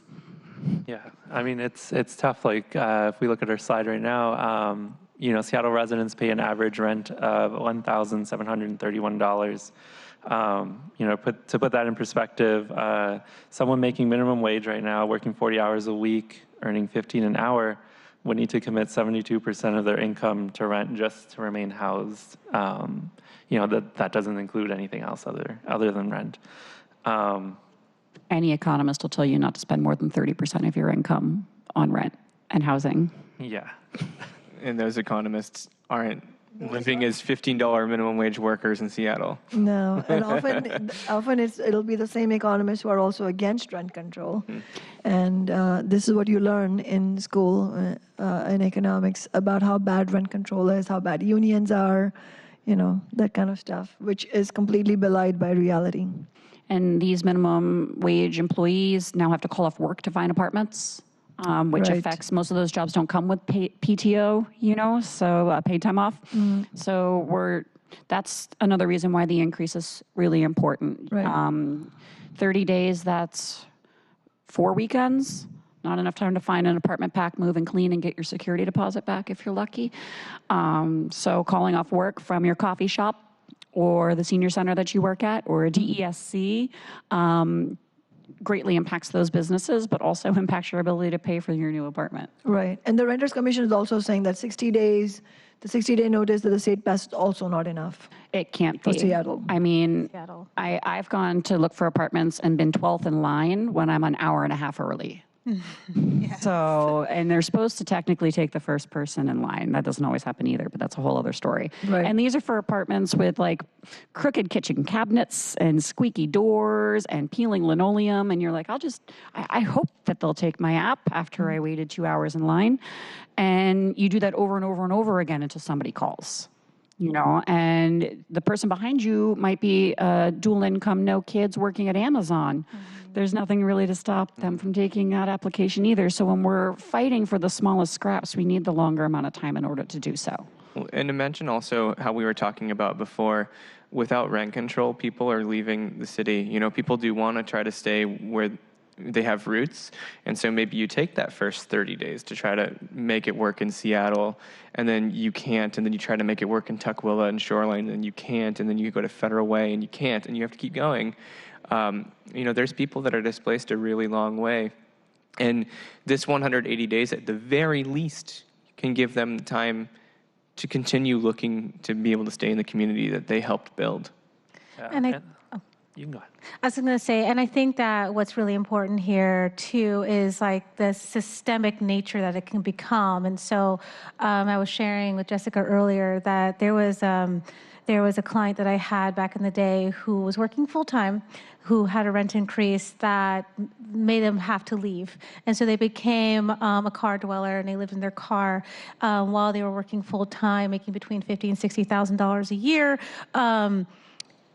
Because they were living in their car, they had a lot of moving violations and fines that also impacted their credit score and report. And we did find a landlord that was considering renting to them. However, because of the credit issues, they wanted first, last, the full amount of rent for deposit. And I always told my clients, you only have 20 to 15 days for your second month's rent, so make sure you have that on board.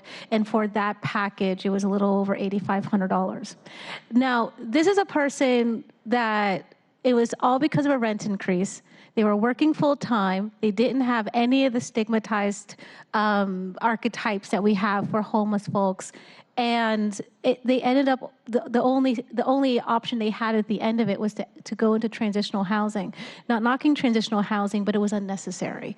And I don't know anyone besides perhaps folks working at some of these international corporations here in Seattle that has $8,500 just ready to go on a moment's notice like that, or even in 60 days. No, in fact, the statistic overall nationwide is, I think 45% of Americans don't have enough money in their bank account to even tide over a $400 unexpected expense. So right, very, very far cry from anything like $8,500. Right. The reason why I really enjoy the 180-day proposition is, this is local. This doesn't involve us waiting on the state to do something. So I consider this to be extremely impactful for everybody in our city currently. Yeah, and the city hasn't addressed notifications in 20 years. And we have a little graphic up there just showing what some other cities in the region and a little bit beyond have done. Tacoma, for example, recently, updated theirs to be a 60-day notification. Portland has 90 days. Vancouver's 90 days, and then Montreal with 180 days. So these, like what we're recommending, and what some other cities have done is not something that's like impossible. It's it's what people need. Again, I think we mentioned it, but who can increase their income by like $100 a month, like in the 30-day notice? It's not something that's easy to do. Right. Yeah. I was just going to caution that we are overtime for the meeting. Yeah. In closing, just a 10% increase for the average tenant in Seattle. That's $2,000 a year. That's a lot of money, and folks need time to respond to that. And I do want to throw in a little thing just about the 180 days in Montreal. Some very savvy, landlords or folks who work for the landlord lobby will probably tell you that it's not necessarily 180 days there. That they have a very complicated system, but for fixed-term leases, it's between 3 and 6 months notice. But they also do, because they have rent control, every tenant gets their rent increase notice at the same time every year. So effectively, even if you don't have any notice, you know that it's coming in July. And that being said, though, when we were talking about this, we saw that there's between the 3 and 6 months. But again, with Seattle's crisis, the way that it is, we straight up just said 180 days, no caveats. That's what we need. And So I just was going to ask, how long has Montreal had its 180 days and rent control? So it was tied to the rent control law when they created their Office of Rent Control. That was 1979. You'll hear some pushback on increasing the notice days means that landlords aren't going to have enough time to bring up money for repairs. I would personally say it would make me very nervous to rent from an apartment building that can't replace a refrigerator without raising my rent. It is good property management standings to do an annual inspection. So you should know how old your refrigerators are. You should know how your roof is. That is part of you maintaining your business. So I don't see any reason why 6 months shouldn't be able to be predicted by your repair budget, especially if you've been in the building 5, 10 years. You know what to expect. You know how old your appliances are. You know the last time you had to do the roof. You know how many leaks you had to repair the year before and what you should probably budget for this year. So I don't necessarily agree with the 6 months is so much time that we will not be able to make repairs on the building. I consider that to be a poor form of business, and it would make me a very nervous tenant. I think just in basic too, just from a basic business administration sense, you should know what your appreciation value of your investment will be in 6 months. I would keep the empathy of the fact that there are humans and family living in that apartment, but I would also, perhaps if it's going to take services or education available for landlords to know how to forecast whether or not they will have to increase their rent to give this notice, I think that is a good compromise. But I think that as a small business owner myself, I would be very concerned if someone said that they didn't know how to forecast appreciation of value within 6 months. Exactly. Very good points. And we didn't go through one slide, which I think also just to say it, you have even a rent increase of 10% can cost the average tenant an additional $2,000 a year. When was the last time our wages went up by anything close to that, right? Yeah. So I really appreciate the Renters Commission not just coming here and presenting about it, but taking your work so seriously in advocating for renters. And as you know, my office has asked the central staff to start drafting the rent control ordinance along the lines of what we've discussed. And I just also wanted to make sure people who are watching should also go to my council office website to look at some of the there's a one pager that we've put together, and also a rent control FAQ, frequently asked questions, and some of those things go into what Devin and others were mentioning about the lies that we hear from economists and others about how rent control, they claim rent control doesn't work. We know it works, but the main thing being we need a rent control law that is free of loopholes like the Montreal law, and that's precisely what we need to fight for. And just one other thing I wanted to mention is one loophole that we don't want is what is the rent increase actually that we're talking about. We're talking about increase no more than the inflation rate, which you mentioned, of course. Effective date of this law would be as soon as the state ban would be lifted. Who is covered? And I think this is part of what, one of the loopholes that was introduced by Costa Hawkins in California. We want all residential rental homes to be covered, whether it's a single family home or a condominium that is being rented, or it's an apartment building. We don't want exceptions to be made for what kind of space it is, because then quickly all kinds of loopholes will be carved, and then no vacancy decontrol. So if renters leave of their own volition, tenants leave of their own volition, it still remains a rent control unit. Mm-hmm. So yeah, thank you for all this, and as Devin said, we're going to have to fight for it. I don't think we're going to win every council member's strong support unless we build a movement, and then suddenly they will realize, oh, they support rent control. And have since they were 5. Sorry?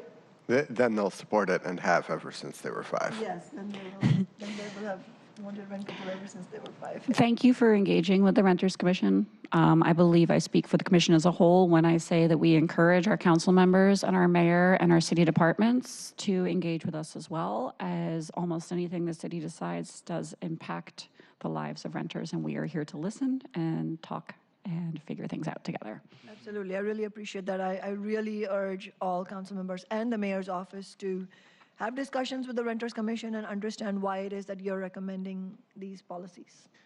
Before we go, also, I wanted to make note that there were a couple of people who weren't who are part of our work group who did this work who weren't able to come today. And I just wanted it to be known that they did a tremendous amount of work and they should get credit for it. So Beverly Aarons and David Mooney deserve a lot of thanks for a lot of the work that they did here too. And hopefully, we'll be able to have them at the table next time that we talk with you, Councilmember Swan, and President Harrell, and Councilmember Juarez, and everybody. Let's make sure we build a strong enough campaign citywide that that all council members know they have to listen, and I have no doubt that we will get to that point. Thank you for leading on this, because that leadership matters, because we need that starting point. And please convey congratulations from everybody in my office to all the commissioners who worked on this. And I also wanted to mention Gina Owens, who's one of the newest commissioners, who perhaps may not have been an integral part of this, but has been fighting for renters for many years in our community in South Seattle. So I'm really encouraged at the work you all are doing.